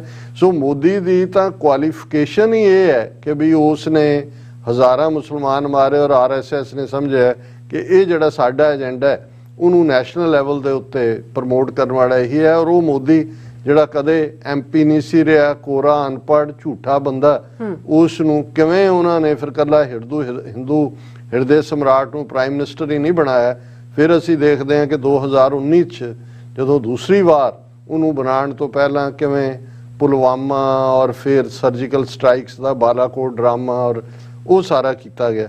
ਹੁਣ ਇਸ ਸਾਰੇ ਦੇ ਚੱਲਦਿਆਂ ਅਸੀਂ ਸਮਝਦੇ ਹਾਂ ਵੀ ਭਾਰਤ ਦੇ ਵਿੱਚ ਇੱਕ ਪੂਰੀ ਡਿਬੇਟ ਛਿੜੀ ਹੈ ਔਰ ਉਹਨਾਂ ਨੇ ਖੁਦ ਹੀ ਇਸ ਕਿਸਮ ਦੀਆਂ ਉਹਨਾਂ ਦੀਆਂ ਜੇ ਤੁਸੀਂ ਖਬਰਾਂ ਦੇਖਦੇ ਹੋ fight over BBC documentary on Prime Minister Narendra Modi and 2002 Gujarat riots, और कांग्रेस और CPM उन्होंने तो ये कहा कि भाई अल्टीमेटली जिहड़ा है ट्रूथ बाहर आंदी है। राहुल गांधी ने इस दे उत्ते लाइन लई और मैं ईवन देख रहा सी कि मोहन गोपाल ये डायरेक्टर नेशनल जुडिशल कमीशन है, इन्हें भी फोर्सफुली ये गल कही है कि it is clear therefore that the issue is not about criticism of the then Chief Minister of Gujarat or Prime Minister of India. The question is, the criticism is of persona of Narendra Modi, और इस नाल कोई मुल्क दी sovereignty, कोई supreme court दा, क्योंकि India दा law minister कह रहा देखो ना सिर्फ BBC ने साडे अंदरूनी मामलों च इंटरफीयर किया है, क्योंकि सुप्रीम कोर्ट ने मोदी ਨੂੰ क्लीन चिट ਦਿੱਤੀ ਹੈ, ਦਾ ਮਤਲਬ ਹੈ ਵੀ ਉਸ ਦੇ ਉੱਤੇ ਤਾਂ ਕੋਈ ਹੈ ਹੀ ਨਹੀਂ ਹੈ। ਇਹ ਦਖਲ ਅੰਦਾਜ਼ੀ ਹੈ ਔਰ ਸਾਡੇ ਸੁਪਰੀਮ ਕੋਰਟ ਨੂੰ ਵੀ ਡਾਊਨਗ੍ਰੇਡ ਕਰਨਾ ਹੈ। ਔਰ ਇਸ ਦੇ ਉੱਤੇ ਮਿਸਟਰ ਜੀ ਮੋਹਨ ਗੋਪਾਲ ਇਹ ਕਹਿੰਦੇ ਨੇ ਕਿ ਭਾਈ ਇਹ ਬਿਲਕੁਲ ਜਿਹੜਾ ਇਹ ਕੋਈ ਇਸ ਕਿਸਮ ਦਾ ਨਹੀਂ ਹੈ ਕਿ ਵੀ ਇਸ ਦੇ ਨਾਲ ਕੋਈ India the message is clear. ਉਹਨਾਂ ਨੇ ਕਿਹਾ ਵੀ ਮੋਦੀ ਨੂੰ ਕ੍ਰਿਟਿਸਾਈਜ਼ ਕੀਤਾ ਜਾ ਸਕਦਾ, ਇਹਦੇ 'ਚ ਕੋਈ ਇੰਡੀਆ ਦੀ ਸੋਵਰਨਿਟੀ ਜਾਂ ਉਹਨਾਂ ਦੀ ਇੰਟਰਨਲ ਜੁਡੀਸ਼ੀਅਲ ਸਿਸਟਮ ਦੇ ਵਿੱਚ ਇੰਟਰਫੇਰੈਂਸ ਨਹੀਂ ਹੈ। ਔਰ ਇਸ ਦੇ ਨਾਲ ਜਿਹੜਾ ਰਾਹੁਲ ਦੀ ਸਟੇਟਮੈਂਟ ਇਸ ਦੇ ਉੱਤੇ ਕਾਫੀ ਮਜ਼ਬੂਤ ਹੈ। ਉਹਨੇ ਕਿਹਾ ਕਿ if you read our scriptures, if you read Bhagavad Gita, you read Upanishads, you will see in it, it is written that truth cannot be hidden, that truth always comes out, कि सच कदे लुकता नहीं है। और उन्हें क्या भी ठीक है, you can ban, you can suppress the press, you can control the institutions, you can use CBI, ED, all the stuff, but the truth is truth. Truth shines bright. It has a nasty habit of coming out. So no amount of banning oppression and fighting people is going to stop the truth from coming out. ਇਹਨੂੰ ਵੈਸੇ ਆਪਣੇ ਤੇ ਵੀ ਧਿਆਨ ਰੱਖਣਾ ਚਾਹੀਦਾ ਹੈ ਕਿ ਇਹਦੇ ਪਿਓ ਦੇ ਵੀ ਜੋ ਕਰਤੂਤਾਂ ਨਵੰਬਰ 84 ਦੀਆਂ ਕੀਤੀਆਂ ਹੋਈਆਂ ਨੇ, ਜਿਹੜੀ ਗੱਲ ਹੈ ਉਹਦੇ ਕੰਟੈਕਸਟ 'ਚ ਕਹਿ ਰਿਹਾ ਕਿ ਮੋਦੀ ਨੂੰ ਦੱਸ ਰਿਹਾ ਹੈ ਕਿ ਭਾਈ ਇਹ ਜਿੰਨੇ ਮਰਜ਼ੀ 100 ਪਰਦਿਆਂ ਝੂਠ ਆ ਕੇ ਹਾਂ ਉਸ ਨੂੰ ਲਪੇਟ ਲੈ, ਲੇਕਿਨ ਉਹਨਾਂ 100 ਪਰਦਿਆਂ ਨੂੰ ਪਾੜ ਕੇ ਸੱਚ ਬਾਹਰ ਆ ਜਾਂਦਾ। ਸੋ ਇਹ ਸੱਚ ਦਾ ਟਾਕਰਾ ਇਹਨੂੰ ਵੀ ਕਦੇ ਆਪਣੇ ਪਿਓ ਲਈ, ਆਪਣੇ ਦਾਦੀ ਦੀਆਂ ਕਰਤੂਤਾਂ ਲਈ ਕਰਨਾ ਪਏਗਾ, ਕਿਉਂਕਿ ਟਰੂਥ ਦਾ ਇੱਕ ਆਪਣਾ ਭਾਰ ਹੁੰਦਾ। ਔਰ ਇਕੱਲਾ ਇਹੀ ਨਹੀਂ, ਅਸੀਂ ਇਹ ਦੇਖ ਰਹੇ ਹਾਂ ਕਿ ਬਹੁਤ ਸਾਰੀਆਂ ਥਾਵਾਂ ਦੇ ਉੱਤੇ ਨੌਜਵਾਨਾਂ ਨੇ youth outfits defy ban to hold public screening of BBC documentary. ਔਰ ਇਹ JNU ਔਰ ਈਵਨ ਕੇਰਲਾ ਦੇ ਵਿੱਚ ਵੀ ਉੱਥੋਂ ਦੀਆਂ ਯੂਨੀਵਰਸਿਟੀਜ਼ ਦੇ ਸਟੂਡੈਂਟਸ ਨੇ ਇਸ ਨੂੰ ਡਿਫਾਈ ਕੀਤਾ, ਉਹਨਾਂ ਦੇ ਜੋ ਬੈਨ ਲਾਇਆ ਔਰ ਦੂਜਾ ਔਰ ਉਹ ਐਗਜ਼ਿਬਿਟ ਕਰ ਰਹੇ ਨੇ। ਸੋ ਅਸੀਂ ਸਮਝਦੇ ਹਾਂ ਕਿ ਵੀ ਇਹ 21 ਸਾਲ ਬਾਅਦ ਬੇਸ਼ੱਕ ਇਹ ਵੀ ਇੱਕ ਪਾਰਟਲੀ ਟਰੂਥ ਹੈ ਔਰ ਇਹਦੇ ਨਾਲ ਕੋਈ ਫਰਕ ਨਹੀਂ ਪੈਣਾ। ਇਹ 4 ਦਿਨਾਂ ਦੀ ਚਰਚਾ ਹੈ ਔਰ ਹੋ ਸਕਦਾ ਜਿਹੜਾ ਦੂਸਰਾ ਪਾਰਟ ਹੈ ਜੇ BBC ਜਿਵੇਂ ਰਿਸ਼ੀ ਸੂਨਕ ਨੇ ਬਿਹੇਵ ਕੀਤਾ ਹੈ ਜਾਂ ਅਮਰੀਕਨ ਸਟੇਟ ਡਿਪਾਰਟਮੈਂਟ ਨੇ ਕੀਤਾ ਸੀ, ਜ਼ਿਕਰ ਕਰਾਂਗੇ। ਉਸ ਤੋਂ ਬਾਅਦ ਇਸ ਗੱਲ ਦੀ ਵੀ ਪੋਸੀਬਿਲਿਟੀ ਹੈ ਕਿ ਦੂਸਰਾ ਪਾਰਟ ਨਾ ਵੀ ਦਿਖਾਇਆ ਜਾਏ, ਆ ਵੀ ਜਾਏ, ਹੋਰ ਹਫ਼ਤਾ ਕਰੌਲਾ ਰਹੇਗਾ, ਫਿਰ ਜਿਹੜਾ ਉਹ ਗੱਲਬਾਤ ਮੁੱਕ ਜਾਏਗੀ। ਲੇਕਿਨ ਇਸ ਸਾਰੇ ਨੇ ਇੱਕ ਵਾਰ ਫਿਰ ਕਟਹਿਰੇ 'ਚ ਵੀ ਲਿਆ ਕੇ ਖੜਾ ਕੀਤਾ ਮੋਦੀ ਐਂਡ ਕੰਪਨੀ ਨੂੰ। ਔਰ ਜਿਵੇਂ ਅਸੀਂ ਫਰਾਈਡੇ ਦੇ ਪ੍ਰੋਗਰਾਮ 'ਚ ਡਿਸਕਸ ਕੀਤਾ ਸੀ ਕਿ ਇਹਦੀ ਟਾਈਮਿੰਗ ਦੱਸਦੀ ਹੈ ਕਿ ਮੇਬੀ ਮੋਦੀ ਐਂਡ ਕੰਪਨੀ ਦੇ ਲਈ, ਭਾਰਤੀ ਰਜੀਮ ਦੇ ਲਈ ਆਉਣ ਵਾਲੇ ਦਿਨ ਉਵੇਂ ਨਾ ਹੋਣ ਜਿਵੇਂ ਇਹ ਸਮਝਦੇ ਰਹੇ ਨੇ ਔਰ ਕਹਿੰਦੇ ਰਹੇ ਨੇ, ਕਿਉਂਕਿ ਕਈ ਵਾਰੀ ਕੁਝ ਇੰਡੀਕੇਸ਼ਨਸ ਟਾਈਮਿੰਗ ਦੇ ਨਾਲ ਜੁੜੀਆਂ ਹੁੰਦੀਆਂ। ਬਿਲਕੁਲ ਜੀ ਰਾਜ ਸਾਹਿਬ, ਤੁਹਾਡਾ ਬਹੁਤ ਬਹੁਤ ਸ਼ੁਕਰੀਆ। ਸੋ ਇੱਥੇ ਲੈਣਾ ਬ੍ਰੇਕ ਤੇ ਜਾਣ ਤੋਂ ਪਹਿਲਾਂ ਅਸੀਂ ਪ੍ਰਦਰਸ਼ਕਾਂ ਤੇ ਸਰੋਤਿਆਂ ਅਪੀਲ ਤੇ ਬੇਨਤੀ ਕਰਦੀ ਵਿਊਅਰਸ, ਜਿਸ ਤਰ੍ਹਾਂ ਕਿ ਤੁਸੀਂ ਜਾਣਦੇ ਹੋ ਕਿ TV 84 ਇੱਕ ਪੰਥਕ ਚੈਨਲ ਹੈ ਔਰ TV 84 ਦੀ ਚੜ੍ਹਦੀ ਕਲਾ ਲਈ ਵੱਧ ਤੋਂ ਵੱਧ ਡੋਨੇਟ ਕਰੋ। ਡੋਨੇਟ ਕਰਨੀ ਸਾਡੀ ਵੈਬਸਾਈਟ TV84.tv ਤੇ ਜਾ ਕੇ ਪੇਪਲ ਦੀ ਵਰਤੋਂ ਕਰਕੇ ਵਨ ਟਾਈਮ ਡੋਨੇਟ ਕਰ ਸਕਦੇ ਹੋ, ਮੰਥਲੀ ਡੋਨੇਟ ਵੀ ਕਰ ਸਕਦੇ ਹੋ। ਤੁਸੀਂ TV 84 ਦੇ ਨਾਮ ਤੇ ਚੈੱਕ ਬਣਾ ਕੇ ਸਾਨੂੰ ਮੇਲ ਵੀ ਕਰ ਸਕਦੇ ਹੋ ਸਾਡੇ ਇਸ ਪਤੇ ਤੇ 36-01 37th Avenue, Long Island city, New York 11101 USA, ਜਾਂ ਫਿਰ ਤੁਸੀਂ ਸਾਨੂੰ ਫੋਨ ਰਾਹੀਂ ਵੀ ਸੰਪਰਕ ਕਰ ਸਕਦੇ ਹੋ ਸਾਡੇ ਫੋਨ ਨੰਬਰ ਤੇ 5166191984। ਸੇਮ ਨੰਬਰ ਤੇ WhatsApp ਕਰ ਸਕਦੇ ਹੋ। ਤੁਸੀਂ ਸਾਨੂੰ ਈਮੇਲ ਕਰ ਸਕਦੇ ਹੋ info@tv84.tv ਤੇ। ਅਸੀਂ ਤੁਹਾਡੇ ਤਹਿ ਦਿਲ ਤੋਂ ਸ਼ੁਕਰਗੁਜ਼ਾਰ ਹੋਵਾਂਗੇ। ਸੋ ਉੱਥੇ ਲੈਣੇ ਬ੍ਰੇਕ ਵਿਊਅਰਸ, ਤੁਸੀਂ ਸਾਨੂੰ ਇਸੇ ਤਰ੍ਹਾਂ ਬਣੇ ਰਹਿਣਾ। ਮਿਲਦੇ ਹਾਂ ਛੋਟੇ ਜਿਹੇ ਵਕਫੇ ਤੋਂ ਬਾਅਦ।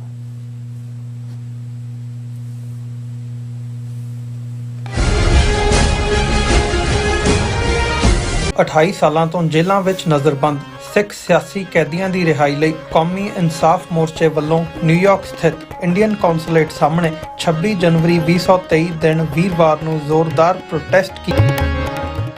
ਇੰਡੀਅਨ ਸਟੇਟ ਟੈਰਰਿਜ਼ਮ ਖਿਲਾਫ ਅਤੇ ਸਿੱਖ ਸਿਆਸੀ ਕੈਦੀਆਂ ਦੀ ਰਿਹਾਈ ਲਈ 26 ਜਨਵਰੀ 2023 ਦਿਨ ਵੀਰਵਾਰ ਨੂੰ ਵਾਸ਼ਿੰਗਟਨ DC ਸਥਿਤ ਇੰਡੀਅਨ ਅੰਬੈਸੀ ਸਾਹਮਣੇ ਜ਼ੋਰਦਾਰ ਰੋਸ ਵਿਖਾਵਾ DMV ਏਰੀਆ ਦੀਆਂ ਪੰਥਕ ਜਥੇਬੰਦੀਆਂ ਅਤੇ ਗੁਰਦੁਆਰਾ ਪ੍ਰਬੰਧਕ ਕਮੇਟੀਆਂ ਵੱਲੋਂ ਸਥਾਨਕ ਸਿੱਖ ਸੰਗਤਾਂ ਨੂੰ ਇਸ ਪ੍ਰੋਟੈਸਟ ਵਿੱਚ ਸ਼ਮੂਲੀਅਤ ਕਰਨ ਦੀ ਬੇਨਤੀ ਕੀਤੀ ਜਾਂਦੀ ਹੈ। ਮੋਦੀ ਹਕੂਮਤ ਦੀਆਂ ਨੀਤੀਆਂ ਖਿਲਾਫ ਸਵੇਰੇ 11 ਵਜੇ 2107 ਮੈਸੇਚਿਊਸੇਟਸ ਐਵਨਿਊ ਨਾਰਥਵੈਸਟ ਵਿਖੇ ਪਹੁੰਚੋ। ਵਧੇਰੇ ਜਾਣਕਾਰੀ ਲਈ ਤੁਸੀਂ ਹੇਠ ਦਿੱਤੇ ਨੰਬਰਾਂ ਤੇ ਸੰਪਰਕ ਕਰ ਸਕਦੇ ਹੋ।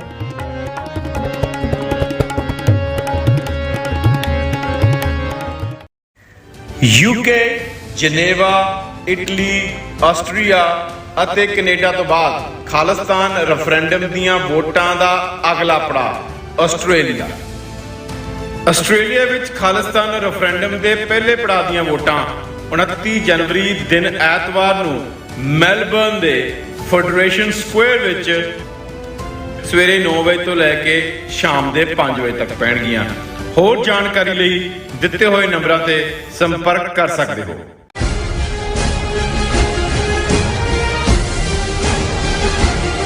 ਦਰਸ਼ਕੋ, ਬ੍ਰੇਕ ਤੋਂ ਬਾਅਦ ਤੁਹਾਡਾ ਸਭ ਦਾ ਭਰਪੂਰ ਸਵਾਗਤ ਹੈ। ਸੋ ਵੀਅਰਸ, ਦੂਸਰੇ ਸੈਗਮੈਂਟ 'ਚ ਗੱਲਬਾਤ ਕਰਨ ਜਾ ਰਹੇ ਹਾਂ ਕਿ ਯੂਐਸ ਸਟੇਟ ਡਿਪਾਰਟਮੈਂਟ ਵੱਲੋਂ BBC ਦੀ ਨਰਿੰਦਰ ਮੋਦੀ ਸੰਬੰਧੀ ਡਾਕੂਮੈਂਟਰੀ ਤੇ ਬਹੁਤ ਹੀ ਘਟੀਆ ਰਿਐਕਸ਼ਨ ਦਿੱਤਾ ਗਿਆ ਹੈ ਔਰ ਆਪਣੇ ਆਪ ਨੂੰ ਹਿਊਮਨ ਰਾਈਟਸ ਦਾ ਚੈਂਪੀਅਨ ਕਹਿਣ ਵਾਲੇ ਅਮਰੀਕਾ ਦਾ ਇਹ ਵਰਤਾਰਾ ਨਿਹਾਇਤ ਅਫਸੋਸਨਾਕ ਹੈ। ਸੋ ਇਸ ਬਾਰੇ ਆਪਾਂ ਗੱਲਬਾਤ ਕਰਨ ਜਾ ਰਹੇ ਹਾਂ। ਸੋ ਅਸੀਂ ਚਾਹਾਂਗੇ ਕਿ ਤੁਸੀਂ ਇਸੇ ਤਰ੍ਹਾਂ ਬਣੇ ਰਹਿਣਾ। ਦੇਖਣ, ਸੁਣਨ ਜਾਂ ਲਿਖਣ ਲਈ ਤੁਹਾਡਾ ਸਭ ਦਾ ਬਹੁਤ ਬਹੁਤ ਧੰਨਵਾਦ ਜੀ। ਡਾਕਟਰ ਸਾਹਿਬ, ਕੀ ਵਿਚਾਰਾਂ ਨੇ? ਦੇਖੋ, ਮੈਂ ਅੱਗੇ ਵੀ ਇਹ ਜ਼ਿਕਰ ਕੀਤਾ ਹੈ ਕਿ ਜਦੋਂ 80s ਦੇ ਵਿੱਚ ਪੰਜਾਬ ਦੇ ਵਿੱਚ ਸਿੱਖ ਨਸਲਕੁਸ਼ੀ ਦਾ ਦੌਰ ਸ਼ੁਰੂ ਹੋਇਆ ਪੋਸਟ 84, ਇਹ ਉਹ ਟਾਈਮ ਸੀ ਜਦੋਂ ਕਿ ਭਾਰਤ ਸੋਵੀਅਤ ਯੂਨੀਅਨ ਦੇ ਸੈਟੇਲਾਈਟ ਮੁਲਕ ਵਜੋਂ ਹੀ ਬਿਹੇਵ ਕਰ ਰਿਹਾ ਸੀ, ਉਹਨਾਂ ਦਾ ਹੀ ਅਲਾਈ ਸੀ ਔਰ ਅਕਸਰ UN ਦੇ ਵਿੱਚ ਜਿੰਨੇ ਵੀ ਰੈਜ਼ੋਲੂਸ਼ਨਸ ਹੁੰਦੇ ਸੀ, ਇਹ ਔਨ ਰੈਕਰਡ ਹੈ ਕਿ ਇੰਡੀਆ ਨੇ ਸੋਵੀਅਤ ਯੂਨੀਅਨ ਨਾਲੋਂ ਜ਼ਿਆਦਾ ਵਾਰ ਅਮਰੀਕਾ ਦੇ ਅਗੇਂਸਟ ਵੋਟ ਪਾਈ ਜੀ।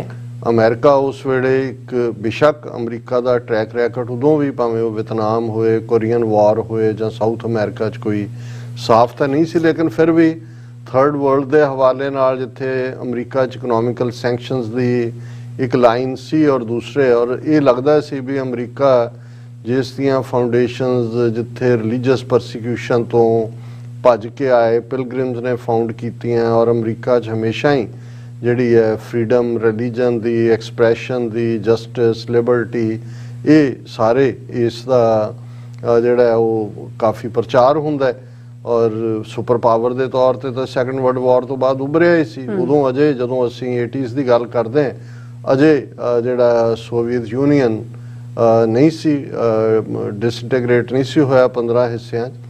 ਅਫਗਾਨਿਸਤਾਨ ਦੇ ਵਿੱਚ ਚੱਲ ਰਿਹਾ ਸੀ ਪੂਰਾ ਪਾਰਟ। ਸੋ ਭਾਰਤ ਪੂਰੀ ਤਰ੍ਹਾਂ ਅਫਗਾਨਿਸਤਾਨ ਦੇ ਉੱਤੇ ਸੋਵੀਅਤ ਯੂਨੀਅਨ ਦੇ ਹਮਲੇ ਦੀ ਵੀ ਹਮਾਇਤ ਕਰਦਾ ਸੀ ਔਰ ਜ਼ਾਹਰ ਹੈ ਪਾਕਿਸਤਾਨ ਗੁੱਡ ਬੁਕਸ ਸੀ, ਉੱਥੇ CIA ਔਰ ਪਾਕਿਸਤਾਨ ਦੀ ISI ਟੁਗੈਦਰ ਹੋਲੀ ਵਾਰੀਅਰਸ, ਮੁਜਾਹਿਦ, ਇਹ ਸਾਰਾ ਪਾਰਟ ਚੱਲ ਰਿਹਾ ਸੀ। ਸੋ ਇਹ ਇੱਕ ਵੱਡਾ ਰੀਜ਼ਨ ਸੀ ਜਦੋਂ ਮੈਂ 80s ਦੇ ਵਿੱਚ ਅਮਰੀਕਾ ਆਉਣ ਦਾ ਫੈਸਲਾ ਕੀਤਾ ਕਿ ਭਾਈ ਅਮਰੀਕਾ ਚੋਂ ਅਸੀਂ ਆਪਣੇ ਲੋਕਾਂ ਲਈ ਜੋ ਕੁਛ ਇੱਥੇ ਚੱਲ ਰਿਹਾ ਹੈ ਉਸ ਦੀ ਕਹਾਣੀ ਵੀ ਸੁਣਾਵਾਂਗੇ ਔਰ ਅਮਰੀਕਾ ਮਦਦਗਾਰ ਹੋਏਗਾ ਅਲਟੀਮੇਟਲੀ ਸਾਨੂੰ ਆਪਣਾ ਮੁਲਕ ਹਾਸਲ ਕਰਨ ਦੇ ਵਿੱਚ।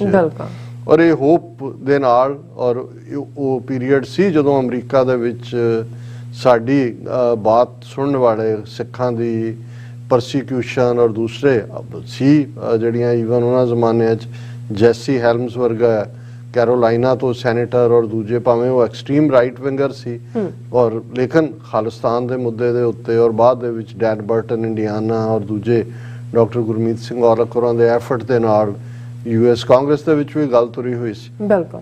ਪਰ ਅੱਜ ਜਦੋਂ ਮੈਂ ਹੁਣ ਇਸੇ ਇਸ਼ੂ ਦੇ ਉੱਤੇ, ਕਿਉਂਕਿ ਅਸੀਂ ਪਹਿਲਾ ਸੈਗਮੈਂਟ ਜਿਹੜਾ ਹੈ ਉਹ ਉਹਦੇ 'ਚ ਕਿਹਾ ਵੀ ਭਾਰਤ BBC ਵੱਲੋਂ ਜਿਹੜੀ ਮੋਦੀ ਕੁਐਸਚਨ, ਜਿਹੜਾ ਇੰਡੀਆ ਦਾ ਮੋਦੀ ਕੁਐਸਚਨ ਦੇ ਪਹਿਲਾ ਜਿਹੜਾ ਉਹਨਾਂ ਨੇ ਡਾਕੂਮੈਂਟਰੀ ਦਾ ਹਿੱਸਾ ਰਿਲੀਜ਼ ਕੀਤਾ, ਉਹਨੂੰ ਲੈ ਕੇ ਜਿਵੇਂ ਜੰਗ ਦਾ ਮਾਹੌਲ ਉਹਨਾਂ ਨੇ ਉੱਥੇ ਸਿਰਜਿਆ ਹੋਇਆ ਔਰ ਜ਼ਾਹਰ ਹੈ ਕਿ ਜੇ UK ਦਾ ਪ੍ਰਾਈਮ ਮਿਨਿਸਟਰ ਜਿਨ੍ਹਾਂ ਦੀ ਇੱਕ ਵੱਡੀ ਫੰਡਿੰਗ ਹੁੰਦੀ ਹੈ BBC ਨੂੰ, ਇੱਕ ਵੱਡੇ ਖਰਚੇ ਵਾਲਾ ਪ੍ਰੋਜੈਕਟ ਹੈ BBC, ਕੋਈ ਛੋਟੀ ਚੀਜ਼ ਨਹੀਂ ਹੈ ਕਿਸੇ ਜ਼ਮਾਨੇ 'ਚ।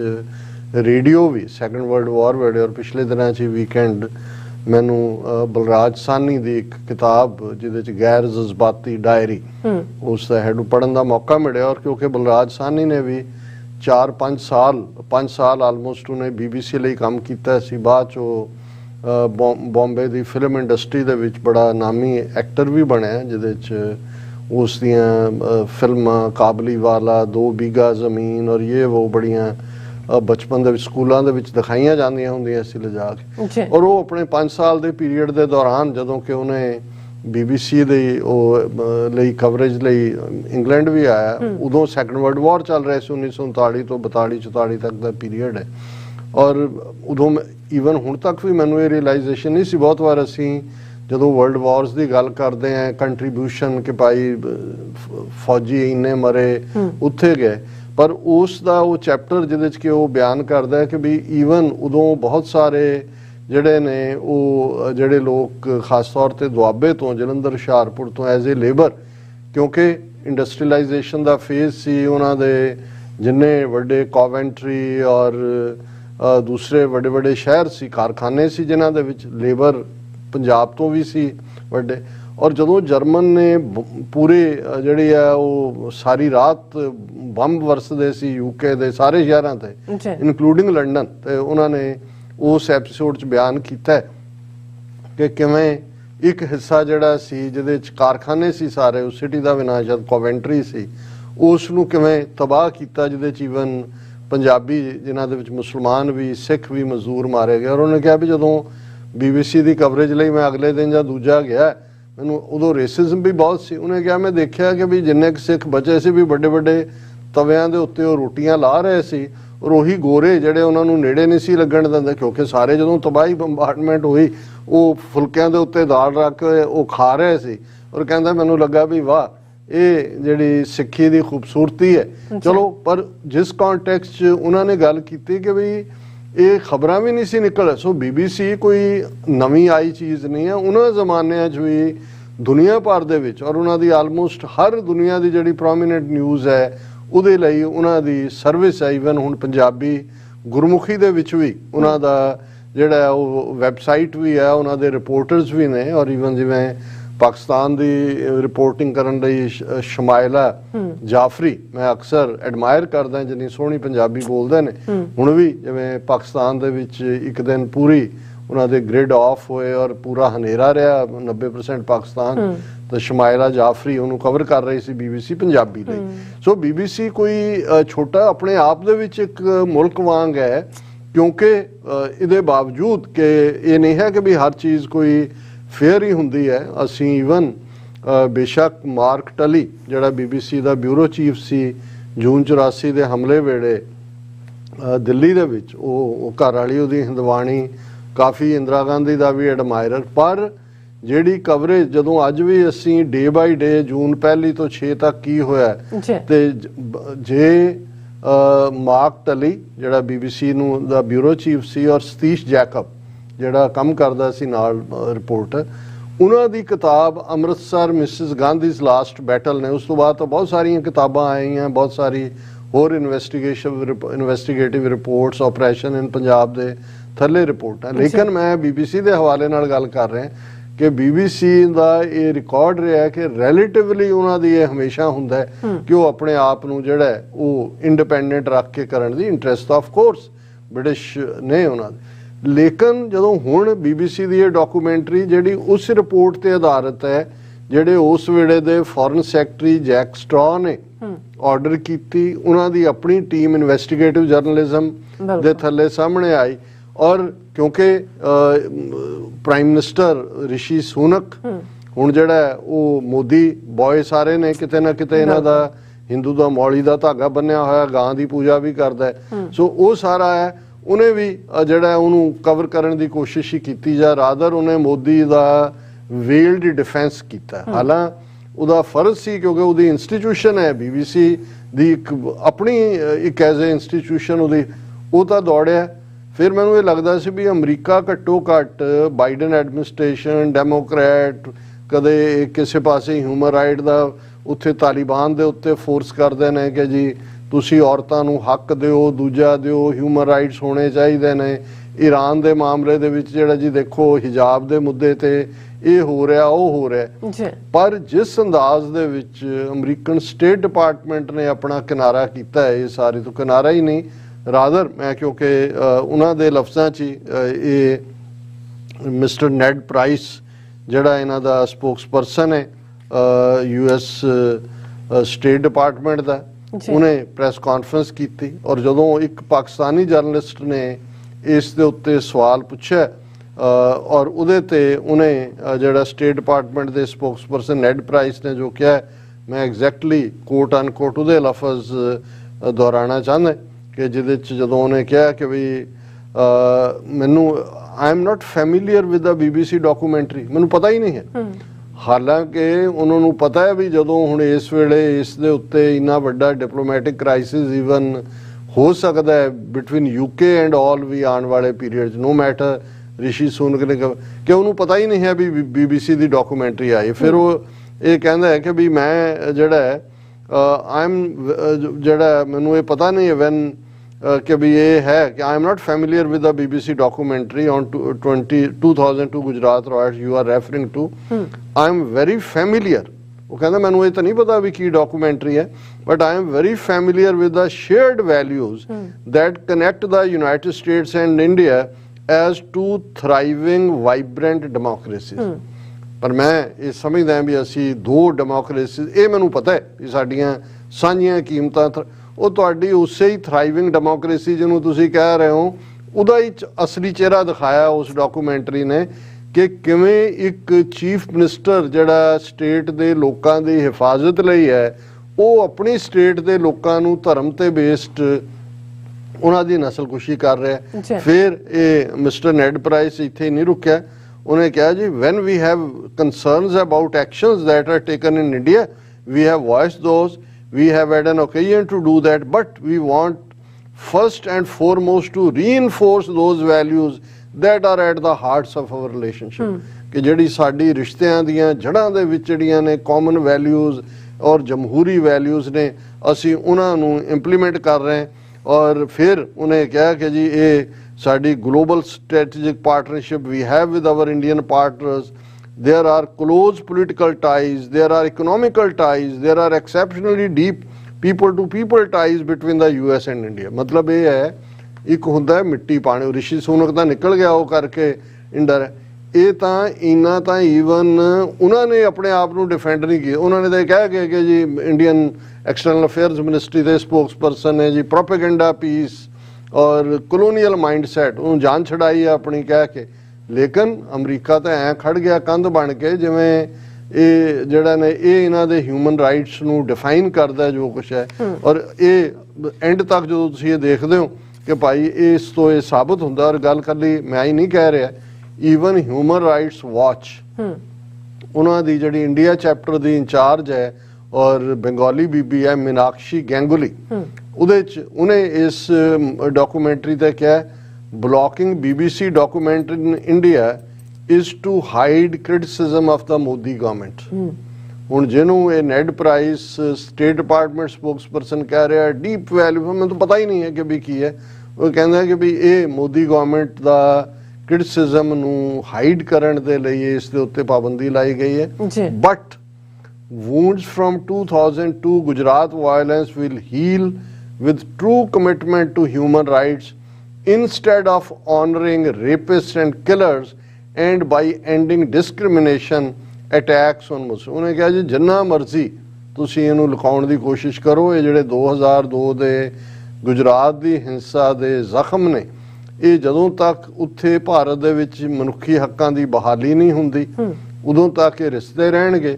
ਔਰ ਉੱਥੇ ਤੁਸੀਂ ਬਹਾਲੀ ਕੀ ਕਰਨੀ ਹੈ, ਤੁਸੀਂ ਤਾਂ ਰੇਪਿਸਟ ਔਰ ਕਿਲਰਸ ਨੂੰ ਆਨਰ ਕਰ ਰਹੇ ਹੋ। ਕੱਲਾ ਗੁਜਰਾਤ ਨਹੀਂ ਕਰ ਰਿਹਾ, ਗੁਜਰਾਤ ਰਾਮ ਰਹੀਮ ਦਾ ਅਸੀਂ ਜ਼ਿਕਰ ਕੀਤਾ ਹੈ ਕਿਵੇਂ ਇਹਨਾਂ 2-3 ਮਹੀਨਿਆਂ ਦੇ ਵਿੱਚ ਹੀ ਪਿਛਲੇ 40-40 ਦਿਨਾਂ ਦੀ ਪੈਰੋਲ 2-2 ਮਹੀਨੇ ਦੇ ਗੈਪ ਤੇ, ਔਰ ਜਿਵੇਂ ਉਹ ਬਾਹਰ ਤਲਵਾਰ ਦੇ ਨਾਲ ਕੇਕ ਕੱਟ ਰਿਹਾ ਹੈ ਔਰ ਉਹਦੇ ਉਸ ਫੰਕਸ਼ਨ ਦੇ ਵਿੱਚ BJP ਦੇ ਟੌਪ ਲੀਡਰ ਔਰ ਜਿਹੜਾ ਰਾਜ ਸਭਾ ਮੈਂਬਰ ਸ਼ਾਮਲ ਹੋ ਰਹੇ ਨੇ।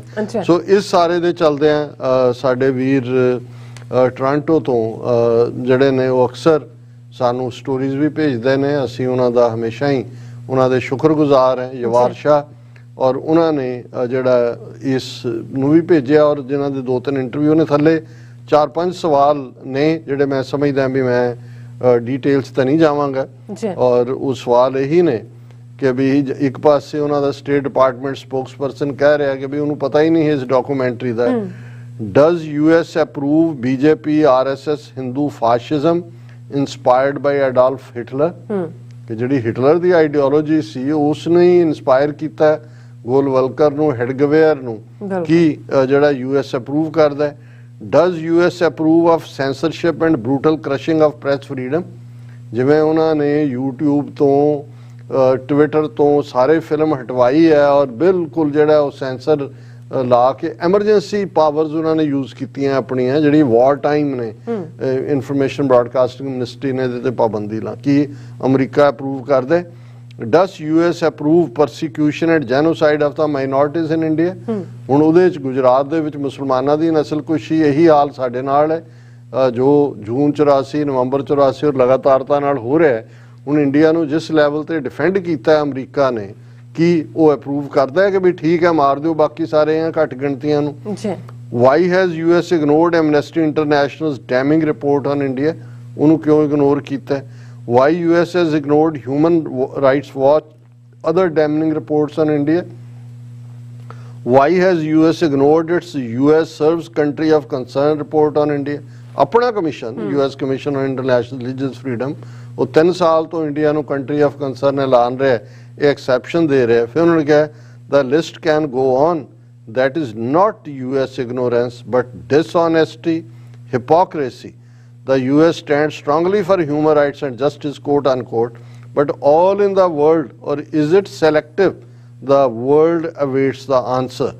कि भाई दुनिया इस ਤੋਂ ਜਵਾਬ ਦੇ ਇੰਤਜ਼ਾਰ 'ਚ ਹੈ ਔਰ ਸਾਨੂੰ ਅਸੀਂ ਹਮੇਸ਼ਾ ਜਿਹੜੀਆਂ ਚੰਗੀਆਂ ਵੈਲਿਊਜ਼ ਨੇ, ਔਰ ਇਹ ਅਮਰੀਕਾ 'ਚ ਹੀ ਹੋ ਸਕਦਾ ਅਸੀਂ ਬੈਠ ਕੇ ਇਹਨਾਂ ਦੀ ਗਲਤ ਨੀਤੀ ਨੂੰ ਕ੍ਰਿਟਿਸਾਈਜ਼ ਕਰ ਰਹੇ। ਪਰ ਮੈਨੂੰ ਵੀ ਬਹੁਤ ਇਹ ਸ਼ੌਕ ਲੱਗਾ ਕਿ ਵੀ ਕਈ ਵਾਰ ਇਹ ਹੁੰਦਾ ਹੈ ਕਿ ਵੀ ਤੁਸੀਂ ਭਾਵੇਂ ਡੀਪ ਬਹੁਤ ਕੰਡੈਮ ਨਾ ਵੀ ਕਰੋ, ਤੁਸੀਂ ਇੰਨਾ ਹੀ ਕਹਿ ਸਕਦੇ ਹੋ ਕਿ ਭਾਈ ਕੋਈ ਵੀ believe in freedom of expression, we may not agree with the content whatever has been shown there, I haven't seen it yet, but ਉਹ ਵੀ ਤੁਹਾਨੂੰ ਥੋੜਾ ਬਹੁਤ ਕਵਰ ਦਿੰਦਾ। ਇਹ ਤਾਂ more loyal than the king ਵਾਲੀ ਗੱਲ ਜਿਹੜੀ ਹੈ US ਵਾਲਿਆਂ ਨੇ ਕੀਤੀ। ਜੀ ਡਾਕਟਰ ਸਾਹਿਬ, ਤੁਹਾਡਾ ਬਹੁਤ ਬਹੁਤ ਧੰਨਵਾਦ। ਸੌਥ ਲੈਣਾ ਬ੍ਰੇਕ ਵਿਊਅਰਸ, ਤੁਸੀਂ ਨਾਲ ਇਸੇ ਤਰ੍ਹਾਂ ਬਣੇ ਰਹਿਣਾ।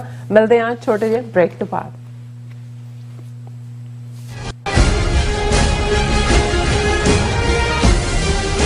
ਅਠਾਈ ਸਾਲਾਂ ਤੋਂ ਜੇਲ੍ਹਾਂ ਵਿੱਚ ਨਜ਼ਰਬੰਦ ਸਿੱਖ ਸਿਆਸੀ ਕੈਦੀਆਂ ਦੀ ਰਿਹਾਈ ਲਈ ਕੌਮੀ ਇਨਸਾਫ ਮੋਰਚੇ ਵੱਲੋਂ ਨਿਊਯਾਰਕ ਸਥਿਤ ਇੰਡੀਅਨ ਕੌਂਸੂਲੇਟ ਸਾਹਮਣੇ 26 ਜਨਵਰੀ 2023 ਦਿਨ ਵੀਰਵਾਰ ਨੂੰ ਜ਼ੋਰਦਾਰ ਇੰਡੀਅਨ ਸਟੇਟ ਟੈਰਰਿਜ਼ਮ ਖਿਲਾਫ ਅਤੇ ਸਿੱਖ ਸਿਆਸੀ ਕੈਦੀਆਂ ਦੀ ਰਿਹਾਈ ਲਈ 26 ਜਨਵਰੀ 2023 ਦਿਨ ਵੀਰਵਾਰ ਨੂੰ ਵਾਸ਼ਿੰਗਟਨ DC ਸਥਿਤ ਇੰਡੀਅਨ ਅੰਬੈਸੀ ਸਾਹਮਣੇ ਜ਼ੋਰਦਾਰ ਰੋਸ ਵਿਖਾਵਾ DMV ਏਰੀਆ ਦੀਆਂ ਪੰਥਕ ਜਥੇਬੰਦੀਆਂ ਅਤੇ ਗੁਰਦੁਆਰਾ ਪ੍ਰਬੰਧਕ ਕਮੇਟੀਆਂ ਵੱਲੋਂ ਸਥਾਨਕ ਸਿੱਖ ਸੰਗਤਾਂ ਨੂੰ ਇਸ ਪ੍ਰੋਟੈਸਟ ਵਿੱਚ ਸ਼ਮੂਲੀਅਤ ਕਰਨ ਦੀ ਬੇਨਤੀ ਕੀਤੀ ਜਾਂਦੀ ਹੈ। ਮੋਦੀ ਹਕੂਮਤ ਦੀਆਂ ਨੀਤੀਆਂ ਖਿਲਾਫ ਸਵੇਰੇ 11 ਵਜੇ 2107 ਮੈਸੇਚਿਉਸੇਟਸ ਐਵਨਿਊ ਨਾਰਥ ਵੈਸਟ ਵਿਖੇ ਪਹੁੰਚੋ।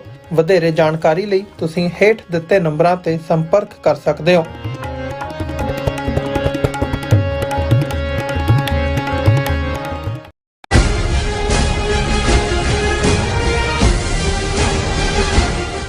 Viewers welcome back on program. So viewers, ਗੱਲਬਾਤ ਕਰਨ ਜਾ ਰਹੇ ਹਾਂ ਕਿ ਆਸਟ੍ਰੇਲੀਆ ਦੇ ਸ਼ਹਿਰ ਮੈਲਬਰਨ ਵਿੱਚ 29 ਜਨਵਰੀ ਨੂੰ ਖਾਲਿਸਤਾਨ ਰੈਫਰੈਂਡਮ ਦੀਆਂ ਵੋਟਾਂ ਪੈਣ ਜਾ ਰਹੀਆਂ ਨੇ ਔਰ ਘਬਰਾਈਆਂ ਹੋਈਆਂ ਭਾਰਤੀ ਏਜੰਸੀਆਂ ਸਿੱਖਾਂ ਨੂੰ ਬਦਨਾਮ ਕਰਨ ਲਈ ਓਵਰਡੂ ਕਰ ਰਹੀਆਂ ਹਨ ਔਰ ਹੁਣ ਮੰਦਰ ਤੇ ਖਾਲਿਸਤਾਨ ਜ਼ਿੰਦਾਬਾਦ ਦੇ ਨਾਅਰੇ ਲਿਖਣ ਦੀ ਤੀਸਰੀ ਘਟਨਾ ਵੀ ਕਰਵਾਈ ਗਈ ਹੈ। ਸੋ ਇਸ ਬਾਰੇ ਆਪਾਂ ਗੱਲਬਾਤ ਕਰਨ ਜਾ ਰਹੇ ਹਾਂ। ਸੋ ਅਸੀਂ ਚਾਹਾਂਗੇ ਕਿ ਤੁਸੀਂ ਇਸੇ ਤਰ੍ਹਾਂ ਬਣੇ ਰਹਿਣਾ। ਦੇਖਣ ਸੁਣਨ ਲਈ ਲਿਖਣ ਲਈ ਤੁਹਾਡਾ ਸਭ ਦਾ ਬਹੁਤ ਸ਼ੁਕਰੀਆ। ਜੀ ਡਾਕਟਰ ਸਾਹਿਬ, ਕੀ ਵਿਚਾਰਾਂ ਨੇ?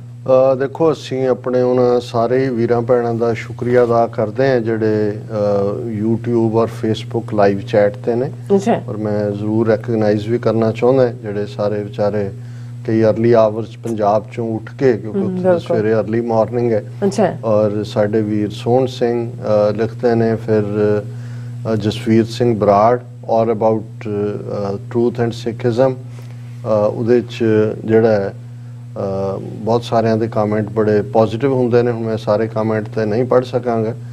ਔਰ ਗੀਸ 5656 ਤੋਂ ਹੈ ਕਿ ਬਈ ਸਿੱਖੋ 1984 ਕਦੇ ਨਹੀਂ ਭੁੱਲਣਾ। ਕੋਈ ਕੌਮ ਨੇ ਦੁਨੀਆ ਵਿੱਚ ਇਸ ਤਰ੍ਹਾਂ ਦੀ ਨਸਲਕੁਸ਼ੀ ਨਹੀਂ ਕੀਤੀ ਜਿਵੇਂ ਕਿ ਸਿੱਖ ਕੌਮ ਤੇ ਕੀਤੀ ਗਈ ਸੀ, ਔਰ ਅਜੇ ਵੀ ਚੱਲ ਰਹੀ ਹੈ। ਜਿਹੜੀ ਇਹਨਾਂ ਦੀ ਟੋਟਲ ਵਾਰ ਹੈ ਉਹ ਅਜੇ ਵੀ ਸਿੱਖਾਂ ਦੇ ਉੱਤੇ ਪੂਰੀ ਚੱਲ ਰਹੀ ਹੈ। ਔਰ ਇਹਦੇ ਤੇ ਹੀ ਉਹਨਾਂ ਨੇ ਇੱਕ ਹੋਰ ਵੀਰ ਨੇ ਪੁੱਛਿਆ ਕਿ why no one is making documentaries on our genocide. ਬਿਲਕੁਲ, ਦੇਖੋ ਅਸੀਂ ਜਿੰਨਾ ਮਰਜ਼ੀ, ਅਸੀਂ ਤਾਂ ਜਿਸ ਜਿਹੜੀ BBC ਉੱਥੇ ਡਾਕੂਮੈਂਟਰੀ ਬਣਾ ਰਹੀ ਹੈ, ਉਹਨਾਂ ਦੀ ਪ੍ਰਾਈਮ ਮਿਨਿਸਟਰ ਮਾਰਗਰੇਟ ਥੈਚਰ ਤਾਂ ਉਸ ਦੇ ਵਿੱਚ ਸ਼ਾਮਲ ਸੀ, ਉਹ ਸਾਰੀ ਕੰਸਪੀਰੇਸੀ 'ਚ। ਉਹਨਾਂ ਦੀ ਤਾਂ MI6 ਦੇ ਜਿਹੜੇ 2 ਆਫੀਸਰ ਜਾ ਕੇ ਰੇਕੀ ਕਰਦੇ ਨੇ। ਬਿਲਕੁਲ ਸੋ ਇਹ ਸਾਨੂੰ ਖੁਦ ਹੀ ਆਪਣ ਹੱਥੀਂ ਆਪ ਹੀ ਕਾਰ ਸਵਾਰੀ ਹੈ। ਔਰ ਇਸੇ ਤਰ੍ਹਾਂ ਸਾਡੇ ਵੀਰ ਤੇਜਿੰਦਰ ਸਿੰਘ ਜਿਹੜੇ ਲਗਾਤਾਰਤਾ ਨਾਲ ਜਿਹੜੇ ਨੇ ਉਹਨਾਂ ਨੇ ਤੁਹਾਨੂੰ ਵੀ ਫਤਿਹ ਬੁਲਾਈ ਹੈ। ਫਤਿਹ ਜੀ। ਔਰ ਜਗਸੀਰ ਸਿੰਘ ਸਿੱਧੂ ਔਰ ਉਹਨਾਂ ਨੇ ਕਿਹਾ ਵੀ ਉਹਨਾਂ ਨੇ WhatsApp ਗਰੁੱਪਸ ਤੇ ਸ਼ੇਅਰ ਕਰ ਦਿੱਤਾ ਹੈ ਜੀ, ਸੋ ਨਾਈਸ। ਗੁਰਵਿੰਦਰ ਸਿੰਘ ਕਹਿੰਦੇ ਨੇ ਅਹਿਸਾਨ ਫਰਾਮੋਸ਼ ਔਰ ਕਿਰਤਕੰਡ ਇਹ ਜਿਹੜੀ ਹੈ ਇਹਨਾਂ ਦੀ ਇਹ ਸਿਰਫ ਤੇ ਸਿਰਫ ਹਿੰਦੂ ਕੌਮ ਹੈ, ਇਹਨਾਂ ਦੀ ਸਿੱਖ ਕੌਮ ਦੇ ਨਾਲ ਇਹੀ ਵਰਤਾਰ ਹੈ। ਔਰ ਵੀਰ ਅਵਤਾਰ ਸਿੰਘ ਔਰ ਸਿਮਰਜੀਤ ਸਿੰਘ ਔਰ ਬਹੁਤ ਸਾਰੇ ਹੋਰ ਵੀਰ ਵੀ ਨੇ, ਉਹਨਾਂ ਸਭ ਦਾ ਹੀ ਮੈਂ ਸ਼ੁਕਰੀਆ ਅਦਾ ਕਰਦੇ ਹਾਂ।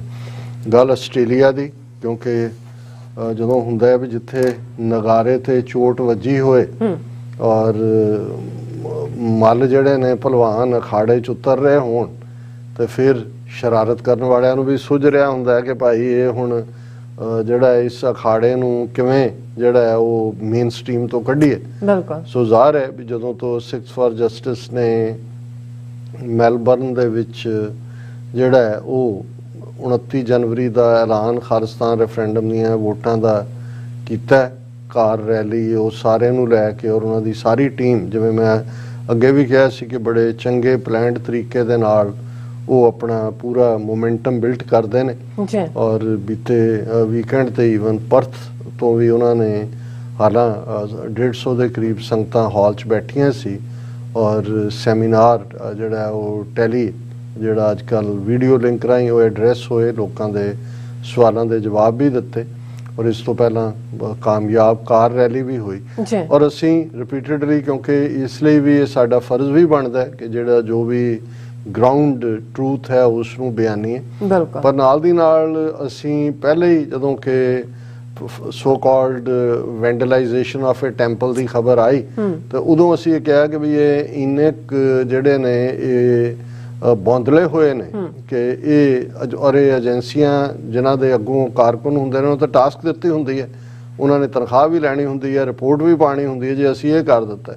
ਔਰ ਇਹ ਇਹਨਾਂ ਦਾ ਇੱਕ ਤਰੀਕਾ ਵੀ ਹੁੰਦਾ ਹੈ ਕਿ ਜਦੋਂ ਇਹ ਕੁਝ ਓਵਰਡੂ ਕਰ ਰਹੇ ਹੋਣ, ਇਹ ਆਪਣੇ ਆਪ 'ਚ ਵੀ ਇਸ ਗੱਲ ਦਾ ਸਬੂਤ ਹੁੰਦਾ ਹੈ ਕਿ ਵੀ ਇਹ ਕਰਤੂਤ ਇਹਨਾਂ ਦੀ ਹੈ।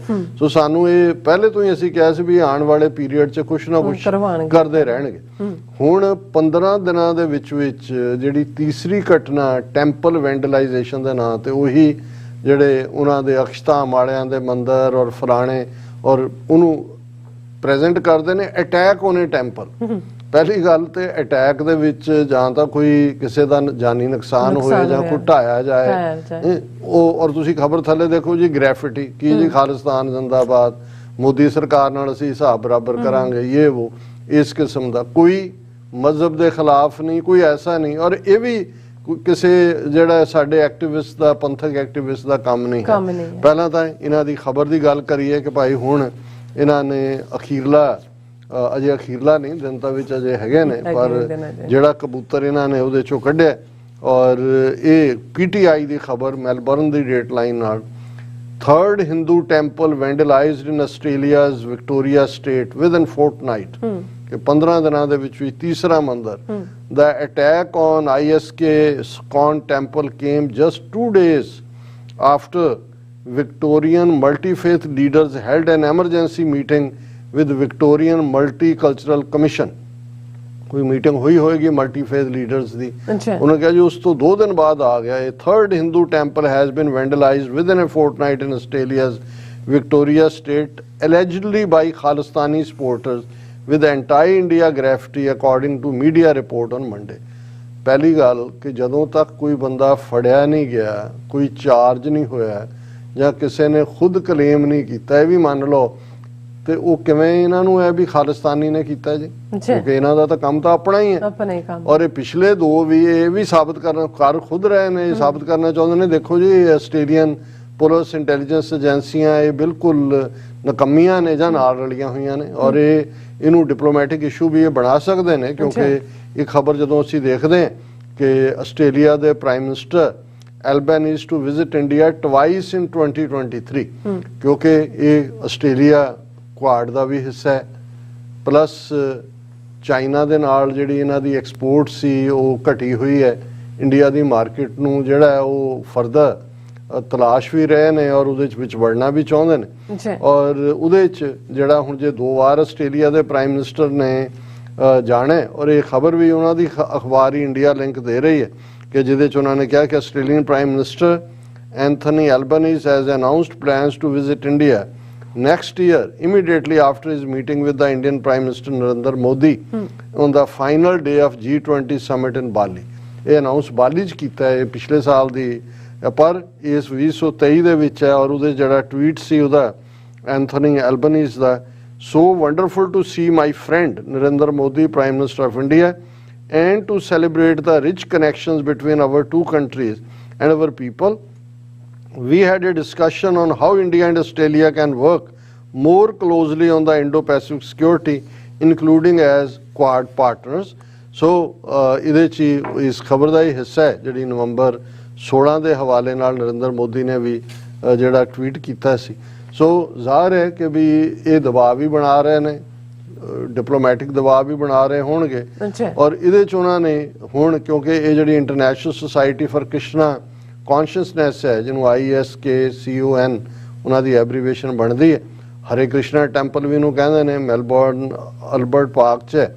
ਉਹਨੇ ਕਿਹਾ ਜੀ ਮੈਂ ਉਹਨਾਂ ਦਾ ਜਿਹੜਾ ਮੈਨੇਜਮੈਂਟ ਦਾ ਬੰਦਾ ਉਹਨੇ ਕਿਹਾ ਮੈਂ ਦੇਖਿਆ ਜੀ ਜਾ ਕੇ ਕਿ ਇਹ ਜਿਹੜਾ ਟੈਂਪਲ ਹੈ that was vandalized with graffiti, Hindustan ਮੁਰਦਾਬਾਦ ਦਾ ਆਸਟ੍ਰੇਲੀਆ ਟੁਡੇ ਵੈਬਸਾਈਟ। ਹੁਣ ਆਸਟ੍ਰੇਲੀਆ ਟੁਡੇ RSS ਦੀ ਆਊਟਫਿਟ ਹੈ, ਆਪੇ ਹੀ ਜਿਹੜੀ ਹੈ ਮੈਂ ਰੱਜੀ ਪੁੱਜੀ ਆਪੇ ਮੇਰੇ ਜੀਣ ਮਾਪੇ ਆਪ ਹੀ ਲਿਖਦੇ ਨੇ।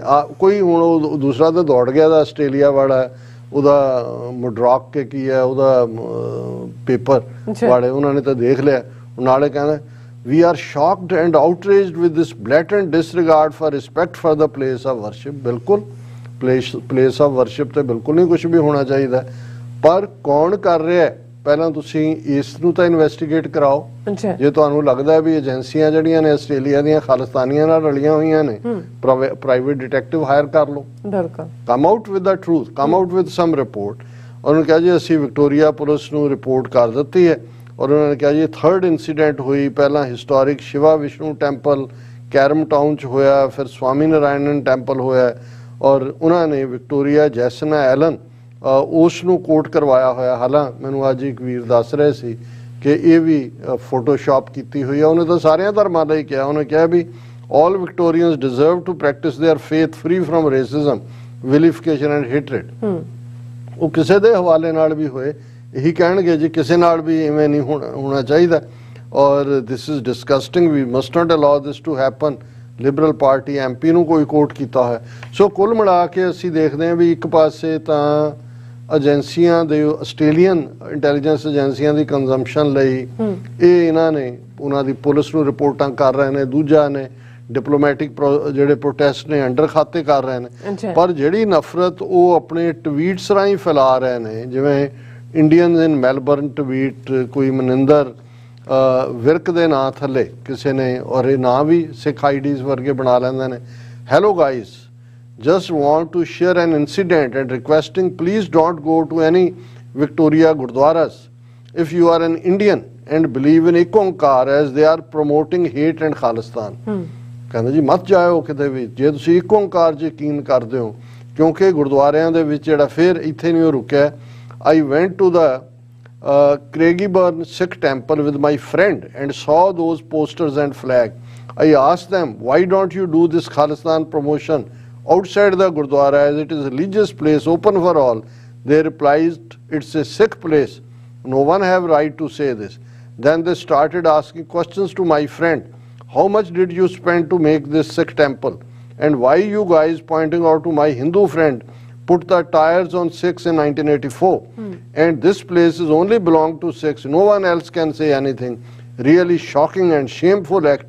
We can clearly say they are just promoting hate and terrorism in all Gurdwaras in Melbourne. ਇੱਕ ਤਾਂ ਤੁਸੀਂ ਮੁਫਤ ਰੋਟੀਆਂ ਖਾਣ ਜਾਓ ਉੱਥੇ ਹਫਤੇ ਦੀਆਂ ਬੰਨ ਕੇ ਲਿਆਓ, ਫਿਰ ਤੁਸੀਂ ਸਿੱਖਾਂ ਉਹਨੇ ਠੀਕ ਕਿਹਾ ਜਿਹੜਾ ਵੀ ਜੇ ਇਹ ਰੀਅਲ ਵੀ ਹੋਏ, ਹਾਲਾਂਕਿ ਫੇਕ ID ਲੱਗਦੀ ਹੈ, ਉਹਨਾਂ ਨੇ ਕਿਹਾ ਹੋਣਾ ਵੀ ਤੁਹਾਨੂੰ ਇਹ ਲੱਗਦਾ ਵੀ ਤੁਸੀਂ ਕੋਈ ਕੰਟਰੀਬਿਊਟ ਕੀਤਾ ਹੋਇਆ ਗੁਰਦੁਆਰਾ ਬਣਨ 'ਚ। ਫਿਰ ਜੇ ਕਿਸੇ ਨੇ ਕਿਹਾ ਹੋਇਆ ਜੀ ਨਹੀਂ ਖਾਲਿਸਤਾਨ ਦਾ ਪ੍ਰੋਪੇਗੈਂਡਾ ਜਾਂ ਉਹਨੇ ਪੁੱਛਿਆ ਹੋਣਾ ਕਿ ਵੀ ਜਦੋਂ ਨਵੰਬਰ 84 ਚ ਸਿੱਖਾਂ ਦੇ ਗਲਾਂ 'ਚ ਟਾਇਰ ਪਾ ਕੇ ਸਾੜੇ ਸੀ, ਉਦੋਂ ਤੁਸੀਂ ਕਿੱਥੇ ਸੀ? ਕੀ ਤੁਸੀਂ ਉਹਦਾ ਜਸਟਿਸ ਦੇ ਦਿੱਤਾ ਹੈ ਸਿੱਖਾਂ ਨੂੰ? ਇਹ ਵੀ ਸਿੱਖਾਂ ਦਾ ਪਲੇਸ ਹੈ। ਇੱਥੇ ਅਸੀਂ ਜੋ ਸਾਡੇ ਨਾਲ ਧੱਕਾ ਹੋ ਰਿਹਾ ਉਹਦੀ ਗੱਲ ਵੀ ਕਰਨੀ ਹੈ, ਹਿਊਮਨ ਰਾਈਟਸ ਦੀ ਵੀ ਕਰਨੀ ਹੈ, ਫਾਰਮਰਸ ਐਜੀਟੇਸ਼ਨ ਵੀ। ਤੁਹਾਡੇ ਐਮਰਜੈਂਸੀ ਜਦੋਂ ਇੰਦਰਾ ਗਾਂਧੀ ਜਿਹਨੂੰ ਚੀਕਦੇ ਸੀ, ਤੁਸੀਂ ਚੁੱਕ ਕੇ ਤੁਸੀਂ ਬਿੱਲੀ ਵਾਂਗ ਜਿਹੜਾ ਉਹ ਚੂਚੇ ਵਾਂਗ ਦੁਬਕ ਕੇ ਬੈਠੇ ਸੀ, ਉਦੋਂ ਸਿੱਖ ਬਾਹਰ ਨਿਕਲੇ ਸੀ। ਇਹਨਾਂ ਗੁਰਦੁਆਰਿਆਂ 'ਚ ਐਜੀਟੇਸ਼ਨ ਕੀਤੀ ਸੀ। ਬਿਲਕੁਲ। ਜਦੋਂ ਤੁਹਾਡਾ ਗਾਂਧੀ ਔਰ ਕਾਂਗਰਸ ਲੁਕੇ ਹੋਏ ਸੀ ਸਾਰੇ ਪਾਸੇ, ਅੰਗਰੇਜ਼ਾਂ ਨੂੰ ਕੋਈ ਫੇਸ ਨਹੀਂ ਸੀ ਕਰਦਾ, ਸਿੱਖਾਂ ਨੇ ਮੋਰਚੇ ਲਾਇਆ 1920 ਵਿੱਚ, ਚਾਬੀਆਂ ਦਾ ਮੋਰਚਾ, ਉਸੇ ਹੀ ਅਕਾਲ ਤਖਤ ਤੋਂ, ਉਸੇ ਹੀ ਜਿਹੜਾ ਥਾਂ ਤੋਂ ਸੀ ਜਿਹਨੂੰ ਗਾਂਧੀ ਨੇ ਕਿਹਾ ਸੀ ਮੁਬਾਰਕਾਂ, ਤੁਸੀਂ ਇਹ ਚਾਬੀਆਂ ਦਾ ਮੋਰਚਾ ਜਿੱਤ ਲਿਆ, ਹੁਣ ਹਿੰਦੁਸਤਾਨ ਨੂੰ ਵੀ ਆਜ਼ਾਦ। ਉਦੋਂ ਤੁਹਾਨੂੰ ਗੁਰਦੁਆਰਿਆਂ 'ਚ ਸਿਆਸਤ ਦੀ ਗੱਲ ਜਾਂ ਸਰਕਾਰ ਨੂੰ ਵੰਗਾਰਨ ਦੀ ਗੱਲ ਮਾੜੀ ਨਹੀਂ ਸੀ ਲੱਗਦੀ, ਕਿਉਂਕਿ ਉਹ ਜਿਹੜੇ ਨੇ ਉਹ ਤੁਹਾਡੇ ਅੱਗੋਂ ਆਊਟਫਿਟ ਬਣੇ ਹੋਏ ਸੀ ਤੁਹਾਡਾ ਕਾਜ ਕਰਨ ਦੇ ਲਈ। ਫਿਰ ਆਸਟ੍ਰੇਲੀਅਨ ਹਿੰਦੂ ਮੀਡੀਆ ਉਹਦੇ 'ਚੋਂ ਕਹਿੰਦਾ ਔਸਟ ਹਿੰਦੂ ਦੀ ਆਈਡੀ ਤੋਂ, The Canadian model of Khalistan is taking over Gurdwaras and Talibanizing them on display at Craigburn Gurdwara. Australian taxpayers subsidize these charities. The next step will be physical violence to remove those who do not agree with them. ਹੁਣ ਇਸ ਤੋਂ ਅਸੀਂ ਅੰਦਾਜ਼ਾ ਲਾ ਸਕਦੇ ਹਾਂ ਕਿ ਆਉਣ ਵਾਲੇ ਪੀਰੀਅਡ 'ਚ ਇਹਨਾਂ ਨੇ ਗੁਰਦੁਆਰਿਆਂ 'ਚ ਆਪਣੇ ਇਹਨਾਂ ਦੇ ਕਿਸੇ ਏਜੰਟ ਨੇ ਜਾ ਕੇ ਵਾਇਲੈਂਸ ਦਾ ਮਾਹੌਲ ਕ੍ਰੀਏਟ ਕਰਨਾ ਔਰ ਫਿਰ ਪੁਲਿਸ ਰਿਪੋਰਟ ਕਰਨੀ ਹੈ, ਦੇਖੋ ਜੀ ਸਾਨੂੰ ਮਾਰ ਕੁੱਟ ਕੇ ਕੱਢਤਾ ਜੀ, ਅਸੀਂ ਤਾਂ ਗੁਰਦੁਆਰੇ ਗਏ ਸੀ। ਔਰ ਇਹ ਆਪ ਨਹੀਂ ਦੱਸ ਰਹੇ ਵੀ ਇਹ ਕੈਨੇਡੀਅਨ ਮਾਡਲ ਫੋਲੋ ਕਰਨਗੇ, ਕੋਈ 에ਅਰ ਇੰਡੀਆ ਵਰਗਾ ਹਾਦਸਾ ਵੀ ਕਰਵਾ ਸਕਦੇ ਨੇ, ਸਮਾਲ ਲੈਵਲ ਬਿਗ ਲੈਵਲ ਜੋ ਵੀ ਹੈ, ਔਰ ਵਾਇਲੈਂਸ ਕਰਨਾ। ਔਰ ਅਸੀਂ ਇਹ ਬਾਰ-ਬਾਰ ਜਿਹੜੀ ਹੈ ਤਾਕੀਦ ਵੀ ਕਰਦੇ ਹਾਂ ਆਪਣੇ ਸਾਰੇ ਭਰਾਵਾਂ ਭੈਣਾਂ ਨੂੰ ਕਿ ਭਾਈ ਇਸ ਗੱਲ ਦਾ ਧਿਆਨ ਰੱਖੋ ਕਿ ਅੰਡਰ ਦਾ ਜੋ ਕੁਛ ਅਸੀਂ ਕਰ ਰਹੇ ਹਾਂ, ਜੋ ਮੰਗ ਰਹੇ ਹਾਂ, ਖਾਲਿਸਤਾਨ ਰੈਫਰੈਂਡਮ, ਇਹ UN ਚਾਰਟਰ ਦੇ ਥੱਲੇ ਇੰਟਰਨੈਸ਼ਨਲ ਲਾਅ ਦੇ ਮੁਤਾਬਕ ਹੈ। ਇਹੀ ਕਾਰਨ ਹੈ ਕਿ ਇਹਨਾਂ ਦੇ ਝੂਠੇ ਪ੍ਰਚਾਰ, ਇਹਨਾਂ ਦੀਆਂ ਏਜੰਸੀਆਂ ਦੀ ਓਵਰਡੂਇੰਗ, ਉਸ ਸਭ ਦੇ ਬਾਵਜੂਦ ਆਸਟ੍ਰੇਲੀਅਨ ਗਵਰਨਮੈਂਟ ਨੇ ਜੇ ਇਹ ਹੱਕ ਦਿੱਤਾ ਹੋਇਆ ਤੇ ਉਹਨਾਂ ਦੀਆਂ ਵੀ ਏਜੰਸੀਆਂ ਜਿਹੜੀਆਂ ਸਿੱਖਾਂ ਤੋਂ ਵੀ ਇਨਪੁਟ ਲੈਂਦੀਆਂ ਨੇ, ਉਹਨਾਂ ਨੂੰ ਪਤਾ ਹੈ ਵੀ ਇਹ ਕੀ ਕਰ, ਰਾਦਰ ਉਹਨਾਂ ਨੂੰ ਅਲਰਟ ਕਰੋ ਏਜੰਸੀਆਂ ਨੂੰ, ਆਸਟ੍ਰੇਲੀਆ ਦੀ ਪੁਲਿਸ ਨੂੰ, ਆਸਟ੍ਰੇਲੀਅਨ ਫੈਡਰਲ ਪੁਲਿਸ ਨੂੰ, ਲੋਕਲ ਲੈਵਲ ਦੇ ਉੱਤੇ, ਕਿ ਕੋਈ ਵੀ ਜਿਹੜੀ ਹਿੰਸਕ ਘਟਨਾ ਇਹਨਾਂ ਦੇ ਉੱਤੇ ਅੱਖ ਰੱਖੋ। ਇੰਡੀਅਨ ਹਾਈ ਕਮਿਸ਼ਨ, ਕੌਂਸੂਲੇਟ ਔਰ ਇਹਨਾਂ ਦੇ ਜਿੰਨੇ ਵੀ ਗੁਰਦੁਆਰਿਆਂ 'ਚ ਵਿਜ਼ਿਟ ਕਰਨ ਵਾਲੇ ਵੀ ਕੌਂਸੂਲੇਟ ਨੇ, ਇਹਨਾਂ ਦੇ ਮਗਰ ਆਪਣੇ ਬੰਦੇ ਰੱਖੋ, ਕਿਉਂਕਿ ਕੈਨੇਡਾ ਦੀ RCMP ਨੇ ਅਣਗੌਲਿਆਂ ਕੀਤਾ ਸੀ। ਇਹਨਾਂ ਦੀਆਂ ਏਜੰਸੀਆਂ RCMP ਨੂੰ ਗਲਤ ਰਿਪੋਰਟਾਂ ਦੇ ਰਹੀਆਂ ਸੀ ਔਰ ਉਹਨਾਂ ਨੂੰ ਪਤਾ ਹੀ ਨਹੀਂ ਸੀ ਕਿ ਵੀ ਉਹਨਾਂ ਦੇ ਮੁਲਕ ਦੇ ਵਿੱਚ ਆ ਕੇ ਇਹ ਕਿਵੇਂ ਇੰਟਰਫੇਅਰ ਕਰ ਰਹੇ ਨੇ। ਇਹੀ ਚਲਾਕੀ ਹੈ ਆਸਟ੍ਰੇਲੀਆ 'ਚ ਵੀ ਕਰ ਰਹੇ ਨੇ ਇਸ ਵੇਲੇ। ਸੋ ਅਸੀਂ ਇਹੀ ਹਦਾਇਤ ਕਰਾਂਗੇ ਵੀ ਲੋਕਲ ਸਿੱਖ ਸੰਗਤਾਂ, ਗੁਰਦੁਆਰਾ ਕਮੇਟੀਆਂ, ਲੋਕਲ ਜਿਹੜੀਆਂ ਆਸਟ੍ਰੇਲੀਅਨ ਇੰਟੈਲੀਜੈਂਸ ਏਜੰਸੀਆਂ ਨੇ, ਆਸਟ੍ਰੇਲੀਅਨ ਪੁਲਿਸ ਹੈ ਜਾਂ ਉਹਨਾਂ ਦੇ ਫੈਡਰਲ ਲੈਵਲ ਏਜੰਸੀਆਂ ਨੇ, ਉਹਨਾਂ ਦੇ ਨਾਲ ਰੈਗੂਲਰ ਰਾਬਤੇ 'ਚ ਰਹੋ। ਉਹਨਾਂ ਨੂੰ ਇਹ ਸਾਰੀਆਂ ਰਿਪੋਰਟਾਂ ਔਰ ਕਿਵੇਂ ਇਹਨਾਂ ਨੇ ਸਿੱਖਾਂ ਦੇ ਵਿੱਚ ਇੰਟਰਫੇਰੈਂਸ ਕਰਕੇ ਜਰਮਨ ਦੇ ਵਿੱਚ ਕੀ ਕੀਤਾ, ਕਿਵੇਂ ਕਨਵਿਕਸ਼ਨ ਹੋਈ ਹੈ 2 ਬੰਦਿਆਂ ਦੀ ਜਿਹੜੇ ਕਿ ਜਿਨ੍ਹਾਂ ਨੂੰ ਇਹਨਾਂ ਦੇ ਕੌਂਸਲ ਔਰ ਹਾਈ ਕਮਿਸ਼ਨ ਪੇ ਕਰਦੇ ਸੀ। ਔਰ ਆਸਟ੍ਰੇਲੀਆ ਦੇ ਵਿੱਚ ਖੁਦ ਫਾਰਮਰ ਮੂਵਮੈਂਟ ਦੇ ਵੇਲੇ ਜਿਹੜੇ 2 ਇਹਨਾਂ ਦੇ ਵਾਇਲੈਂਟ ਹਰਿਆਣਵੀ ਜਿਨ੍ਹਾਂ ਨੂੰ ਨਾਇਕ ਬਣਾ ਕੇ ਹਿੰਦੂ ਤਵੀਆਂ ਨੇ ਪੇਸ਼ ਕੀਤਾ ਔਰ ਬਾਅਦ ਚ ਆਸਟ੍ਰੇਲੀਆ ਤੋਂ ਡਿਪੋਰਟ ਕੀਤਾ ਗਿਆ। ਸੋ ਇਹ ਟਾਈਮ ਹੈ ਕਿਉਂਕਿ ਅਜੇ ਜਿਵੇਂ ਮੈਂ ਕਿਹਾ ਕਿ ਵੀ ਕੱਪ ਔਰ ਲਿਪਸ ਦੇ ਵਿਚਾਲੇ ਅਜੇ ਡਿਸਟੈਂਸ ਹੈਗਾ ਔਰ ਆਉਣ ਵਾਲੇ ਪੀਰੀਅਡ 'ਚ ਜਿਹੜਾ 29 ਜਨਵਰੀ ਤੋਂ ਪਹਿਲਾਂ ਕੋਈ ਹੋਰ ਕਰਤੂਤ ਵੀ ਜਿਹੜੀ ਹੁਣ 3 ਕਰ ਲਈਆਂ ਉਹਨਾਂ ਨੇ ਦੇਖਿਆ ਵੀ ਇਹਦਾ ਕੋਈ ਅਸਰ ਨਹੀਂ ਹੋਇਆ, ਹੁਣ ਕੋਈ ਹੋਰ ਇਸ ਕਿਸਮ ਦੀ ਗੰਦੀ ਹਰਕਤ ਜਿਹੜੀ ਨੇ ਇਹ ਕਰ ਸਕਦੇ ਜੀ। ਡਾਕਟਰ ਸਾਹਿਬ ਤੁਹਾਡਾ ਬਹੁਤ ਬਹੁਤ ਸ਼ੁਕਰੀਆ। ਸਵਥਲੈਂਡ ਬ੍ਰੇਕ ਵਿਊਅਰਸ ਤੁਸੀਂ ਨਾਲ ਇਸੇ ਤਰ੍ਹਾਂ ਬੜੇ ਰਹਿਣਾ, ਮਿਲਦੇ ਹਾਂ after this short break.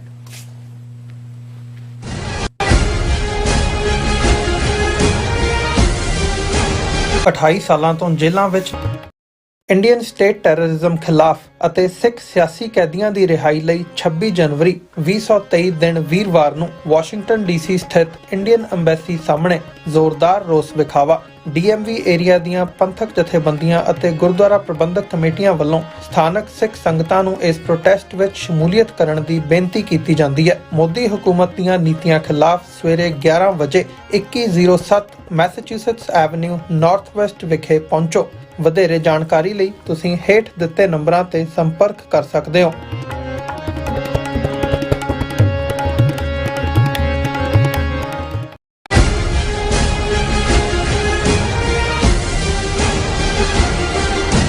ਦਰਸ਼ਕੋ break ਤੋਂ ਬਾਅਦ ਤੁਹਾਡਾ ਸਭ ਦਾ ਭਰਪੂਰ ਸਵਾਗਤ ਹੈ। ਸੋ ਵੀਅਰਸ, ਗੱਲਬਾਤ ਕਰਨ ਜਾ ਰਹੇ ਹਾਂ ਕਿ 26 ਜਨਵਰੀ ਨੂੰ ਦਿੱਲੀ ਵਿੱਚ ਰਿਪਬਲਿਕ ਡੇ ਮੌਕੇ ਤੇ ਸਾਲਾਨਾ ਪਰੇਡ ਹੁੰਦੀ ਹੈ ਔਰ ਇਸ ਵਾਰ ਇਸ ਪਰੇਡ ਵਿੱਚ ਪੰਜਾਬ ਦੀ ਝਾਂਕੀ ਨੂੰ ਸ਼ਾਮਲ ਨਹੀਂ ਕੀਤਾ ਗਿਆ। ਸੋ ਸਾਡੀ ਜਾਂਚ ਭਾਰਤ ਨੇ ਅਸਿੱਧੇ ਤਰੀਕੇ ਨਾਲ ਖਾਲਿਸਤਾਨ ਨੂੰ ਮਾਨਤਾ ਦੇ ਦਿੱਤੀ ਹੈ ਤੇ ਕਿਉਂਕਿ ਪੰਜਾਬ ਨੂੰ ਹੁਣ ਉਹਨਾਂ ਨੇ ਇੱਕ ਆਜ਼ਾਦ ਮੁਲਕ ਵਜੋਂ ਸਮਝਦਿਆਂ ਪਰੇਡ ਵਿੱਚ ਸ਼ਾਮਲ ਨਹੀਂ ਕੀਤਾ। ਸੋ ਇਸ ਬਾਰੇ ਆਪਾਂ ਗੱਲਬਾਤ ਕਰਨ ਜਾ ਰਹੇ ਹਾਂ। ਸੋ ਅਸੀਂ ਚਾਹਾਂਗੇ ਕਿ ਤੁਸੀਂ ਇਸੇ ਤਰ੍ਹਾਂ ਬਣੇ ਰਹਿਣਾ। ਦੇਖਣ ਸੁਣ ਲਈ ਲਿਖਣ ਲਈ ਤੁਹਾਡਾ ਸਭ ਦਾ ਬਹੁਤ ਬਹੁਤ ਸ਼ੁਕਰੀਆ ਜੀ। ਡਾਕਟਰ ਸਾਹਿਬ ਕੀ ਵਿਚਾਰਾਂ ਨੇ?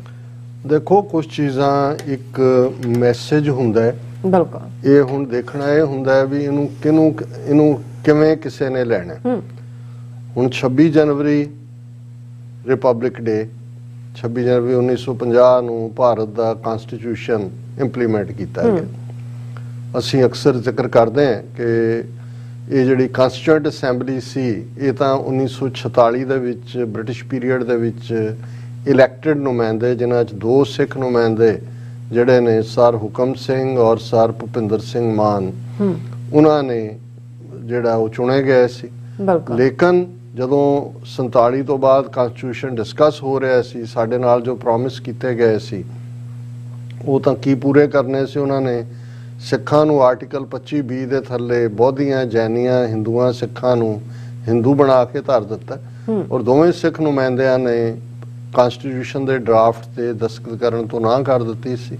ਉਹਨੇ ਕਿਹਾ ਸੀ ਕਿ ਵੀ ਇਹ ਸਾਡੇ ਨਾਲ ਕੀਤਾ ਗਿਆ ਧੋਖਾ ਹੈ, ਅਸੀਂ ਇਹਨੂੰ ਰਿਜੈਕਟ ਕਰਦੇ ਹਾਂ। ਔਰ 26 ਜਨਵਰੀ 1950 ਨੂੰ ਜਿੱਦਾਂ ਨੇ ਕਨਸਟੀਟਿਊਸ਼ਨ ਇੰਪਲੀਮੈਂਟ ਕੀਤਾ ਜਾ ਰਿਹਾ ਸੀ, ਭਾਰਤ ਭਰ ਦੇ ਵਿੱਚ ਖੁਸ਼ੀਆਂ ਔਰ ਦਿੱਲੀ ਦੇ ਵਿੱਚ ਬਾਅਦ ਪਰੇਡ ਦਾ ਵੀ ਰੁਝਾਨ ਹੋਇਆ। ਸਿੱਖਾਂ ਨੇ ਇਸ ਨੂੰ ਕਾਲੇ ਦਿਨ ਵਜੋਂ ਮਨਾਇਆ ਸੀ। 4 ਚੁਫੇਰੇ, ਕਾਲੇ ਝੰਡੇ, ਕਾਲੀਆਂ ਦਸਤਾਰਾਂ, ਕਾਲੀਆਂ ਚੁੰਨੀਆਂ, ਇਹ ਔਨ ਰੈਕਰਡ ਹੈ। ਸੋ ਪਹਿਲੀ ਗੱਲ ਤਾਂ ਇਹ ਬਿਲਕੁਲ ਕਲੀਅਰ ਹੋਣੀ ਚਾਹੀਦੀ ਹੈ। ਸੋ ਸਾਡੇ ਲਈ ਔਰ ਹੁਣ ਵੀ ਜਦੋਂ ਅਸੀਂ ਦੇਖਦੇ ਹਾਂ ਵੀ ਦਲ ਖਾਲਸਾ ਔਰ ਸ਼੍ਰੋਮਣੀ ਅਕਾਲੀ ਦਲ ਅੰਮ੍ਰਿਤਸਰ ਟੁਗੈਦਰ ਇਸ ਵਾਰ ਅੰਮ੍ਰਿਤਸਰ ਦੇ ਵਿੱਚ ਬਹੁਤ ਵੱਡਾ ਮਾਰਚ ਕੱਢ ਰਹੇ ਨੇ। ਕੱਲਾ ਕਾਲਾ ਦਿਵਸ ਹੀ ਨਹੀਂ, ਉਹਨਾਂ ਦੀ ਮੰਗ ਹੈ ਕਿ ਪੰਜਾਬ ਦੇ ਵਿੱਚ ਯੂਨਾਈਟਿਡ ਨੇਸ਼ਨਸ ਦੇ ਆਸਪੀਸਿਸ ਥੱਲੇ, ਉਸ ਦੀ ਸਰਪ੍ਰਸਤੀ ਥੱਲੇ ਪੰਜਾਬ ਦੇ ਵਿੱਚ ਰੈਫਰੈਂਡਮ ਕਰਵਾਇਆ ਜਾਏ ਜਿਹੜਾ ਹੱਕ UN ਚਾਰਟਰ ਦਿੰਦਾ ਹੈ। ਹੁਣ ਇਹਨਾਂ ਹਾਲਾਤਾਂ ਦੇ ਚੱਲਦਿਆਂ ਜ਼ਾਹਰ ਹੈ ਕਿ ਬਾਹਰ ਖਾਲਿਸਤਾਨ ਰੈਫਰੈਂਡਮ ਦੀਆਂ ਵੋਟਾਂ ਨੂੰ ਲੈ ਕੇ ਇੱਕ ਪੂਰਾ ਕੈਂਪੇਨ ਹੈ ਔਰ ਫਾਰਮਰ ਮੂਵਮੈਂਟ ਨੇ ਵੀ ਦੱਸਿਆ ਕਿ ਭਾਈ ਸਿੱਖ ਇੱਕ ਵੱਖਰੀ ਨਸਲ ਵੀ ਨੇ, ਵੱਖਰੇ ਲੋਕ ਵੀ ਨੇ ਔਰ ਇਹਨਾਂ ਨੂੰ ਇੰਡੀਅਨ ਸਿਸਟਮ ਨੂੰ ਝੁਕਾਉਣਾ ਵੀ ਆਉਂਦਾ ਹੈ। 3 ਖੇਤੀ ਕਾਨੂੰਨ ਵਾਪਸ ਹੋ ਰਹੀ ਸਪਿਰਿਟ ਅਸੀਂ ਇਸ ਵੇਲੇ ਕੌਮੀ ਇਨਸਾਫ ਮੋਰਚਾ ਜਿਹੜਾ ਪੰਜਾਬ ਚੰਡੀਗੜ੍ਹ ਬਾਰਡਰ ਦੇ ਉੱਤੇ ਲੱਗਾ ਹੋਇਆ ਉਸ ਦੇ ਵਿੱਚ ਵੀ ਦੇਖ ਸਕਦੇ ਹਾਂ। ਔਰ ਸ਼ਾਇਦ ਇਹ ਵਿਜ਼ੂਅਲਾਈਜ਼ ਕਰਦੇ ਹਾਂ ਕਈ ਵਾਰੀ ਕੁਝ ਚੀਜ਼ਾਂ ਸੁਭਾਵਕਨ ਵੀ ਹੁੰਦੀਆਂ, ਕਈ ਵਾਰੀ ਕਈ ਚੀਜ਼ਾਂ ਅਚੇਤ ਹੁੰਦੀਆਂ, ਕਈ ਵਾਰੀ ਕੁਝ ਚੀਜ਼ਾਂ ਵਾਪਰ ਜਾਂਦੀਆਂ। ਹਾਲਾਂ ਇਹ ਦੱਸਣ ਦੇ ਲਈ ਕਿ ਵੀ ਸਿੱਖ ਤਾਂ ਸਾਡੇ ਬੜੇ ਖੜਕਧਾਰੀ ਬਾਂਹ ਵਫਾਦਾਰ ਨੇ। ਹੁਣ ਆ ਮੋਦੀ ਨੇ ਵੀਰ ਬਾਲ ਦਿਵਸ ਦਾ ਡਰਾਮਾ ਕੀਤਾ, ਉਸ ਤੋਂ ਇਲਾਵਾ ਹੋਰ ਕਿੰਨੇ ਖੇਖਣ ਜੇ ਲਫ਼ਜ਼ ਪੰਜਾਬੀ ਦਾ ਕਹਿਣਾ ਹੋਏ ਤਾਂ ਇਹ ਸਰਕਾਰ ਕਰਦੀ ਹੈ। ਲੇਕਿਨ ਅੰਦਰੂਨ ਤਾਂ ਇਹਨਾਂ ਨੂੰ ਵੀ ਨਜ਼ਰ ਆਉਂਦਾ ਹੈ ਕਿ ਵੀ ਇਹ ਸਿੱਖਾਂ ਨੂੰ ਅਸੀਂ ਇਸ ਕਿਸਮ ਦੇ ਫੱਫੇ ਕੁੱਟਣ ਜਨਾਨੀਆਂ ਵਾਂਗ ਕੋ ਬਹੁਤਾ ਚਿਰ ਜਿਹੜਾ ਇਸ ਕਿਸਮ ਦੇ ਨਾਲ ਅਸੀਂ ਰੱਖ ਨਹੀਂ ਸਕਾਂਗੇ। ਇਹਨਾਂ ਨੇ ਅਲਟੀਮੇਟਲੀ ਆਜ਼ਾਦ ਹੋਣਾ। ਔਰ ਜਿਹੜਾ 26 ਜਨਵਰੀ ਦੀ ਪੈਰੇਡ ਜਿਹੜਾ ਕਿ ਇਹਨਾਂ ਨੇ ਇਸ ਵਾਰ ਇਜਿਪਟ ਦੇ ਪ੍ਰੈਜ਼ੀਡੈਂਟ ਨੂੰ ਸੱਦਿਆ as a guest of honour, chief guest ਦੇ ਤੌਰ ਤੇ, ਔਰ ਇਜਿਪਟ ਦੇ ਨਾਲ ਆਪਣੇ ਸਬੰਧ ਔਰ ਦੂਸਰੇ ਕਰਨਲ ਨਾਸਰ, ਨਹਿਰੂ ਦਾ ਜ਼ਮਾਨਾ ਫਲਾਣਾ, ਉਹ ਸਾਰਿਆਂ ਨੂੰ ਤ੍ਰਿਮੂਰਤੀ ਸੀ ਕਿ ਜੀ ਇਹ Nasser of Egypt and Marshal Tito of Yugoslavia and Nehru of India, ਇਹ ਉਹ ਇੱਕ ਪਾਸੇ ਤਾਂ ਉਹ ਸੌਦਾ ਵੇਚ ਰਹੇ ਨੇ। ਇਹ ਤਾਂ ਵੱਖਰੀ ਗੱਲ ਹੈ ਵੀ BBC ਦੀ ਡਾਕੂਮੈਂਟਰੀ ਨੇ ਇਹਨਾਂ ਦੀ ਸਾਰੀ ਫੂਕ ਕੱਢ ਦਿੱਤੀ ਹੈ। ਇਹ ਤੋਂ 26 ਜਨਵਰੀ ਤੋਂ ਪਹਿਲਾਂ ਦੁਨੀਆ 'ਚ ਇਕੱਲਾ ਇਹੀ ਨਹੀਂ ਕਿ ਵੀ ਜਿਉਂ-ਜਿਉਂ ਇਹਨਾਂ ਨੇ YouTube ਦੂਜੇ ਤੇ ਬੈਨ ਲਾਇਆ ਤਾਂ ਹਰ ਮੁਲਕ ਦੇ ਜਿਹੜੇ ਲੋਕਲ ਅਖਬਾਰ ਨੇ ਉਹਨਾਂ 'ਚ ਵੀ ਇਹ ਖਬਰ ਲੱਗੀ ਹੋਈ ਹੈ। ਲੋਕ ਕਹਿੰਦੇ ਨੇ ਇਹ ਕਿੱਦਾਂ ਦੀ ਡੈਮੋਕ੍ਰੇਸੀ ਹੈ। ਸੋ ਜਿਹੜਾ ਇਹਨਾਂ ਨੇ ਡਰਾਮਾ ਇਜਿਪਟ ਦੇ ਨਾਲ ਯਾਰੀ ਦਾ ਕਰਨਾ ਸੀ ਉਹਦੀ ਵੀ ਫੂਕ ਨਿਕਲ ਗਈ। ਔਰ ਦੂਸਰਾ ਪਾਰਟ ਜਿਹੜਾ ਇਹਨਾਂ ਨੇ, ਕਿਉਂਕਿ ਇੱਕ ਪਾਸੇ ਇਸ ਸਾਲ ਨੂੰ ਆਜ਼ਾਦੀ ਕਾ 75ਵਾਂ ਅੰਮ੍ਰਿਤ ਮਹੋਤਸਵ ਕਹਿ ਰਹੇ ਨੇ। ਹੁਣ ਅੰਮ੍ਰਿਤ ਮਹੋਤਸਵ ਦੇ ਵੇਲੇ ਜਿਹੜੀ 26 ਜਨਵਰੀ ਦੀ ਇਹਨਾਂ ਨੇ ਪਰੇਡ ਕੱਢਣੀ ਹੈ ਉਹਦੇ 'ਚ ਜਿਹੜੇ ਪੰਜਾਬ ਦਾ ਫਲੋਟ ਹੀ ਗਾਇਬ ਕਰਤਾ ਗਿਆ। ਔਰ ਜੇ ਪੰਜਾਬ ਸਰਕਾਰ ਦੀ ਮੰਨੀਏ, ਬੇਸ਼ੱਕ ਉੱਥੇ ਉਹ ਇਹਨਾਂ ਦੀ ਹਿੰਦੂਤਵਾਦੀ ਸੀ ਟੀਮ ਹੈ, ਉਹਨਾਂ ਦਾ ਕਹਿਣਾ ਹੈ ਕਿ ਜੀ ਐਤਕੀ ਤਾਂ ਸਾਡਾ ਥੀਮ ਹੀ ਫਰੀडम ਫਾਈਟਰ ਸੀ ਔਰ ਅਸੀਂ ਤਿਆਰ ਕੀਤਾ ਫਲੋਟ ਕੇ ਜਿਹਦੇ 'ਚ ਡਿਸਪਲੇ ਕੀਤਾ ਜਾਣਾ ਸੀ ਕਿ ਭਾਈ ਉਹ ਬਾਜ਼ੀ ਲੈ ਗਏ ਭਾਨੇ ਸ਼ਾਹ ਔਰ ਅਸੀਂ ਧੌਣ ਬਣਾਉਣ ਦੇ ਯਾਰ ਹੀ ਰਹੇ ਜੀ, ਦੇਖੋ ਅਸੀਂ ਕਿਹੜੇ ਕਿਹੜੇ ਫਾਂਸੀ ਤੇ ਚੜੇ ਤੇ ਕਿਹੜੇ ਕਿਹੜੇ ਕੀ ਹੋਇਆ। ਲੇਕਿਨ ਇਹ ਹੁਣ ਰੀਜ਼ਨ ਹਾਲਾਂ ਬੋਲ ਕੇ ਜੀ ਇਹ ਕ੍ਰਾਈਟੇਰੀਆ ਇਹ ਹੁੰਦਾ, ਉਹ ਕ੍ਰਾਈਟੇਰੀਆ ਨਹੀਂ ਫੁੱਲਫਿਲ ਹੋਇਆ, ਲੇਟ ਹੋ ਗਿਆ ਦੂਜਾ। ਪਰ ਮੁੱਕਦੀ ਗੱਲ ਜਿਹੜਾ ਫਾਈਨਲ ਐਕਸ਼ਨ ਹੈ, ਉਹਨਾਂ ਨੇ ਪੰਜਾਬ ਦੀ ਝਾਂਕੀ ਜਿਹੜੀ ਹੈ ਉਹ 26 ਜਨਵਰੀ ਦੀ ਪਰੇਡ ਚੋਂ ਗਾਇਬ ਕਰ। ਸੋ ਅਸੀਂ ਤਾਂ ਸਮਝਦੇ ਹਾਂ ਵੀ ਇਹ ਗੈਬੀ ਹੱਥ ਨੇ ਉਹਨਾਂ ਤੋਂ ਇਹ ਕਰਵਾਇਆ ਕਿ ਵੀ ਹੁਣ ਪੰਜਾਬ ਜਿਹੜਾ ਉਹ ਇੰਡੀਅਨ ਆਕੂਪਾਈਡ ਟੈਰੀਟਰੀ ਨਹੀਂ ਹੈ ਔਰ ਇਹ ਆਜ਼ਾਦ ਮੁਲਕ ਹੈ। ਅਸੀਂ ਤਾਂ ਵੈਲਕਮ ਕਰਦੇ ਹਾਂ ਇਸ ਕੰਮ। ਹਾਲਾਂ ਮੈਨੂੰ ਲੱਗਦਾ ਵੀ ਇਹਨਾਂ ਨੇ ਅਜੇ ਉਹ 6 ਫੁੱਟੇ ਪੰਜਾਬ ਰੈਜੀਮੈਂਟ ਜਾਂ ਸਿੱਖ ਰੈਜੀਮੈਂਟ ਦੇ ਜਵਾਨ ਜ਼ਰੂਰ ਲੈ ਆਣਗੇ ਉੱਥੇ ਦੱਸਣ ਦੇ ਲਈ, ਉਹਨਾਂ ਨੂੰ ਸਲਾਮ ਦਿਵਾਉਣ ਦੇ ਲਈ। ਪਰ ਹੁਣ ਇਹਨੂੰ ਲੈ ਕੇ ਚੀਕ ਚਿਹਾੜਾ ਭਗਵੰਤ ਮਾਨ ਨੇ ਵੀ, ਸੁਖਬੀਰ ਬਾਦਲ ਨੇ ਵੀ। ਹੁਣ ਤੁਸੀਂ ਇਹਨਾਂ ਦਾ ਅਕਾਲੀਆਂ ਜਾਂ ਕਈ ਵਾਰੀ ਇਹ ਲੱਗਦਾ ਵੀ ਹੈ ਵੀ ਅਕਾਲੀ ਦਲ 100 ਸਾਲ ਪੁਰਾਣੀ ਇੰਸਟੀਟਿਊਸ਼ਨ ਡਿਸਟਰੋਏ ਨਹੀਂ ਹੋਣੀ ਚਾਹੀਦੀ, ਪਰ ਜਦੋਂ ਇਹਨਾਂ ਦੀਆਂ ਕਰਤੂਤਾਂ ਦੇਖਦੇ ਹਾਂ, ਹੁਣ BBC ਦੀ ਡਾਕੂਮੈਂਟਰੀ ਦੇ ਉੱਤੇ ਜਿੱਥੇ ਈਵਨ ਕਾਂਗਰਸ ਨੇ ਵੀ ਲਾਈਨ ਲੈ ਲਈ ਕਿ ਜੀ ਇਹ ਸੱਚ ਜਿਹੜਾ ਉਹ 100 ਪਰਦੇ ਫਾੜ ਕੇ ਬਾਹਰ ਆ ਜਾਂਦਾ, ਅਕਾਲੀ ਦਲ ਦਾ ਰਿਐਕਸ਼ਨ ਕਿੱਥੇ ਹੈ? ਬਾਕੀ ਸਿੱਖ ਜਥੇਬੰਦੀਆਂ ਦਾ ਕਿੱਥੇ ਹੈ? ਅਕਾਲੀ ਦਲ ਸ਼੍ਰੋਮਣੀ ਕਮੇਟੀ ਦਾ ਪ੍ਰਧਾਨ ਜਿਹੜਾ, ਕਿਉਂਕਿ ਅਲਟੀਮੇਟਲੀ ਇਹਨਾਂ ਦੀ ਸਾਂਝ ਟੁੱਟੀ ਨਹੀਂ ਹੋਈ, ਇਹਨਾਂ ਨੂੰ ਇਹ ਨਜ਼ਰ ਆਉਂਦਾ ਹੈ ਵੀ ਕਿਸੇ ਵੇਲੇ ਵੀ ਮੋਦੀ ਦੇ ਨਾਲ ਜਾ ਕੇ, ਕਿਉਂਕਿ ਇਹ ਤਾਂ ਪਤੀ ਪਤਨੀ ਦਾ ਰਿਸ਼ਤਾ ਹੈ, ਉਹ ਕਈ ਵਾਰ ਵਕਤੀ ਤੌਰ ਤੇ ਸੈਪਰੇਟ ਰਹਿਣ ਵੀ ਲੱਗ ਜਾਣ, ਅਜੇ ਡਾਈਵੋਰਸ ਤਾਂ ਫਾਈਲ ਨਹੀਂ ਕੀਤਾ ਹੁੰਦਾ, ਫਿਰ ਇਕੱਠੇ ਹੋ ਜਾਂਦੇ। ਸੋ ਇਹਨਾਂ ਨੇ ਕੋਈ ਇਹਨਾਂ ਦਾ ਹੈ ਨਹੀਂ ਹੈ, ਇਹ ਤਾਂ ਉਡੀਕ ਰਹੇ ਨੇ। ਸੋ ਉਹਨੇ ਵੀ ਬੜੀਆਂ ਚੀਕਾਂ ਮਾਰੀਆਂ ਬਾਦਲ ਨੇ ਕਿ ਜੀ ਅਸੀਂ ਇੰਨੀਆਂ ਕੁਰਬਾਨੀਆਂ ਕੀਤੀਆਂ, ਦੂਜਾ ਸਾਨੂੰ ਬਾਹਰ ਕੱਢਤਾ, ਅਸੀਂ ਫਲਾਣਾ। ਅਸੀਂ ਕਹਿੰਦੇ ਹਾਂ ਵੀ ਇਸ ਨੂੰ ਮੁਬਾਰਕ ਦੇ ਤੌਰ ਤੇ ਲਓ ਔਰ ਇਸ ਸਾਰੇ ਨੂੰ ਜਿਹੜਾ ਪਰ ਡਰਾਮਾ ਦੂਜੇ ਪਾਸੇ ਕਿ ਜੀ ਜਿਹੜੇ 21 ਬੰਦਿਆਂ ਨੂੰ ਹੁਣ ਤੱਕ ਪਰਮਵੀਰ ਚੱਕਰ ਮਿਲਿਆ ਅੰਡੇਮਾਨ ਨਿਕੋਬਾਰ ਕਾਲਾ ਪਾਣੀ ਦੇ ਵਿੱਚ, ਉੱਥੇ ਬਹੁਤ ਸਾਰੇ ਅਨਇਨਹੈਬਿਟਡ ਆਈਲੈਂਡ ਵੀ ਨੇ, ਕਿ ਜੀ ਅਸੀਂ 21 ਟਾਪੂਆਂ ਦਾ ਨਾਂ ਜਿਹੜਾ ਹੈ ਉਹ ਉਹਨਾਂ ਦੇ ਨਾਂ ਤੇ ਰੱਖਿਆ ਜਿਨ੍ਹਾਂ ਨੇ ਪਰਮਵੀਰ ਚੱਕਰ ਜਿੱਤੇ ਨੇ, ਜਿਨ੍ਹਾਂ 'ਚ ਸੂਬੇਦਾਰ ਜੋਗਿੰਦਰ ਸਿੰਘ, ਨਿਰਮਲਜੀਤ ਸਿੰਘ ਸੇਖੋਂ 에ਅਰ ਫੋਰਸ ਦਾ, ਉਸ ਤੋਂ ਪਹਿਲਾਂ ਇੱਕ ਕਰਮ ਸਿੰਘ ਫੌਜੀ, ਇੱਕ ਜੰਮੂ ਦਾ ਬਾਨਾ ਸਿੰਘ, ਉਹ ਅਲਾਈਵ ਹੈ ਅਜੇ ਵੀ, ਜਿਹਨੇ ਕਿ ਉਹਨਾਂ ਦੇ ਨਾਂ ਤੇ ਅਸੀਂ ਰੱਖ ਵੀ ਉੱਥੇ ਤੁਸੀਂ ਜਿਹੜਾ 6 ਵਾਰ ਮਾਫੀ ਜਿਹਨੇ ਮੰਗੀ ਸਾਵਰਕਰ, ਤੁਸੀਂ ਪੋਰਟ ਬਲੇਅਰ ਜੇਲ੍ਹ ਦਾ ਨਾਂ ਵੀ ਔਰ 에ਅਰਪੋਰਟ ਦਾ ਨਾਂ ਵੀ ਉਹਦੇ ਨਾਂ ਤੇ ਰੱਖਿਆ ਹੋਇਆ ਹੈ। ਤੁਸੀਂ ਜੀ ਸਦਕੇ ਰੱਖੋ, ਉਹ ਤੁਹਾਡਾ ਕਾਲਾ ਪਾਣੀ, ਤੁਸੀਂ ਹੈਗੇ ਹੀ ਕਾਲੇ ਪਾਣੀ ਜੋਗੀ ਹੋ। ਲੇਕਿਨ ਦੂਸਰੇ ਪਾਸੇ ਮੇਨ ਸਟ੍ਰੀਮ ਚੋਂ ਜਿੱਥੇ ਤੁਸੀਂ ਗਾਇਬ ਕਰ ਰਹੇ ਹੋ ਉਸ ਰੋਲ ਨੂੰ, ਇਹਦਾ ਮਤਲਬ ਇਹ ਹੈ ਕਿ ਵੀ ਇਹਨਾਂ ਨੂੰ ਇਸ ਗੱਲ ਦਾ ਅਲਟੀਮੇਟਲੀ ਇਹਨਾਂ ਨੇ, ਔਰ ਪੰਜਾਬ 'ਚ ਵੀ ਜੋ ਨੀਤੀਆਂ ਇਹਨਾਂ ਦੀਆਂ ਚੱਲ ਰਹੀਆਂ ਨੇ, ਔਰ ਇਹ ਠੀਕ ਹੈ ਵੀ ਹੁਣ ਉਹਨੇ ਸੁਖਪਾਲ ਸਿੰਘ ਖਹਿਰੇ ਦੀ ਵੀ ਸਟੇਟਮੈਂਟ ਅਸੀਂ ਕਿਸੇ ਦਿਨ ਡਿਸਕਸ ਕਰਾਂਗੇ ਜੀ, ਅਸੀਂ ਪ੍ਰਾਈਵੇਟ ਮੈਂਬਰ ਬਿੱਲ ਲਿਆ ਰਹੇ ਹਾਂ, ਉਹ ਔਰ ਬਾਜਵਾ ਪ੍ਰਤਾਪ ਸਿੰਘ ਬਾਜਵਾ ਜਾ ਕੇ ਸਪੀਕਰ ਨੂੰ ਮਿਲੇ ਕੁਲਜੀਤ ਸਿੰਘ ਨੂੰ ਕਿ ਜੀ ਪ੍ਰਾਈਵੇਟ ਮੈਂਬਰ ਬਿੱਲ ਕਿ ਪੰਜਾਬ ਦੇ ਵਿੱਚ ਕੋਈ ਗੈਰ ਪੰਜਾਬੀ ਜ਼ਮੀਨ ਨਹੀਂ ਲੈ ਸਕਦਾ ਐਗਰੀਕਲਚਰ ਲਈ, ਔਰ 1972 ਦੇ ਹਿਮਾਚਲ ਮਾਡਲ ਨੂੰ ਕੋਟ ਕੀਤਾ। 50 ਸਾਲ ਤੁਹਾਨੂੰ ਹੋ ਗਏ ਨੇ, 1966 ਤੋਂ ਪੰਜਾਬੀ ਸੂਬਾ ਬਣਿਆ। ਜੇ ਹਿਮਾਚਲ 1972 ਚ ਲਾਇਆ ਸੀ ਤੁਹਾਨੂੰ ਕੀ ਤਕਲੀਫ ਸੀਗੀ? ਪਹਿਲੀ ਵਾਰੀ ਤੁਸੀਂ ਆਏ ਹੋ।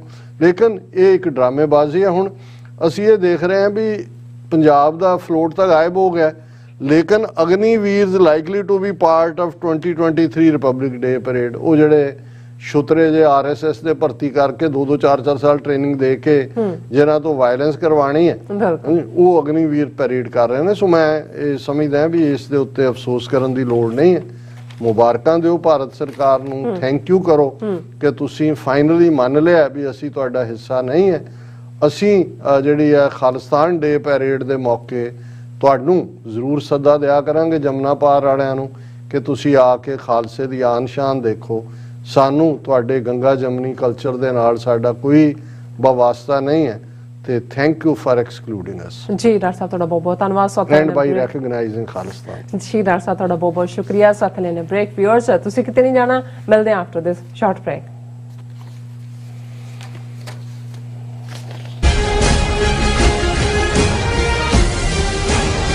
। 28 ਸਾਲਾਂ ਤੋਂ ਜੇਲ੍ਹਾਂ ਵਿੱਚ UK, ਜਨੇਵਾ, ਇਟਲੀ, ਆਸਟਰੀਆ, ਅਤੇ ਕੈਨੇਡਾ ਤੋਂ ਬਾਅਦ ਖਾਲਿਸਤਾਨ ਰੈਫਰੈਂਡਮ ਦੀਆਂ ਵੋਟਾਂ ਦਾ ਅਗਲਾ ਪੜਾਅ ਆਸਟ੍ਰੇਲੀਆ। ਆਸਟ੍ਰੇਲੀਆ ਵਿੱਚ ਖਾਲਿਸਤਾਨ ਰੈਫਰੈਂਡਮ ਦੇ ਪਹਿਲੇ ਪੜਾਅ ਦੀਆਂ ਵੋਟਾਂ 29 ਜਨਵਰੀ ਦਿਨ ਐਤਵਾਰ ਨੂੰ ਮੈਲਬਰਨ ਦੇ ਫੈਡਰੇਸ਼ਨ ਸਕੁਆਇਰ ਵਿੱਚ ਸਵੇਰੇ 9 ਵਜੇ ਤੋਂ ਲੈ ਕੇ ਸ਼ਾਮ ਦੇ 5 ਵਜੇ ਤੱਕ ਪੈਣਗੀਆਂ। ਹੋਰ ਜਾਣਕਾਰੀ ਲਈ ਦਿੱਤੇ ਹੋਏ ਨੰਬਰਾਂ ਤੇ ਸੰਪਰਕ ਕਰ ਸਕਦੇ ਹੋ।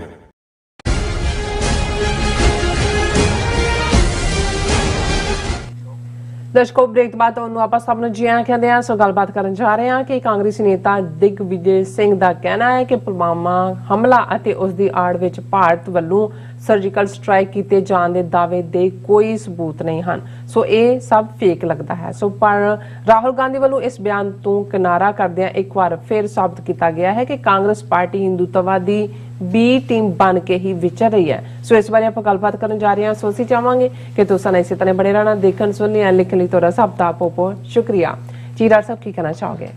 ਦੇਖੋ, ਦਿਗਵਿਜੇ ਸਿੰਘ ਮੱਧ ਪ੍ਰਦੇਸ਼ ਦਾ ਚੀਫ ਮਿਨਿਸਟਰ ਵੀ ਰਿਹਾ, ਸੈਂਟਰ 'ਚ ਵੀ ਮਿਨਿਸਟਰ ਰਿਹਾ, ਇੰਦਰਾ ਗਾਂਧੀ ਦਾ ਕਰੀਬੀ, ਔਰ ਉਸ ਤੋਂ ਬਾਅਦ ਰਾਜੀਵ ਗਾਂਧੀ ਦਾ ਵੀ ਕਰੀਬੀ, ਔਰ ਤੀਸਰੀ ਜਨਰੇਸ਼ਨ ਰਾਹੁਲ ਗਾਂਧੀ ਉਹਨਾਂ ਦਾ ਵੀ ਕਰੀਬੀ। ਇਹ ਹੈ ਥੋੜਾ ਜਿਹਾ, ਇਹਨੂੰ ਵੀ ਡਾਇਰੀਆ ਆਫ ਮਾਊਥ ਹੈ, ਪਰ ਕਈ ਵਾਰ ਉਹ ਜਿਹੜਾ ਉਹ ਠੀਕ ਗੱਲ ਕਹਿ ਦਿੰਦਾ ਹੈ। ਹਾਲਾਂ ਨਿੱਜੀ ਤੌਰ ਤੇ ਇਹ ਸਿੱਖਾਂ ਦਾ ਵੀ ਵਿਰੋਧੀ ਰਿਹਾ। ਨਵੰਬਰ 84 ਦੂਸਰੇ ਤੀਸਰੇ ਵੇਲੇ ਵੀ ਇਹਦਾ ਰੋਲ ਕੋਈ ਜਿਹੜਾ ਉਹ ਫੇਅਰ ਰੋਲ ਨਹੀਂ ਸੀ।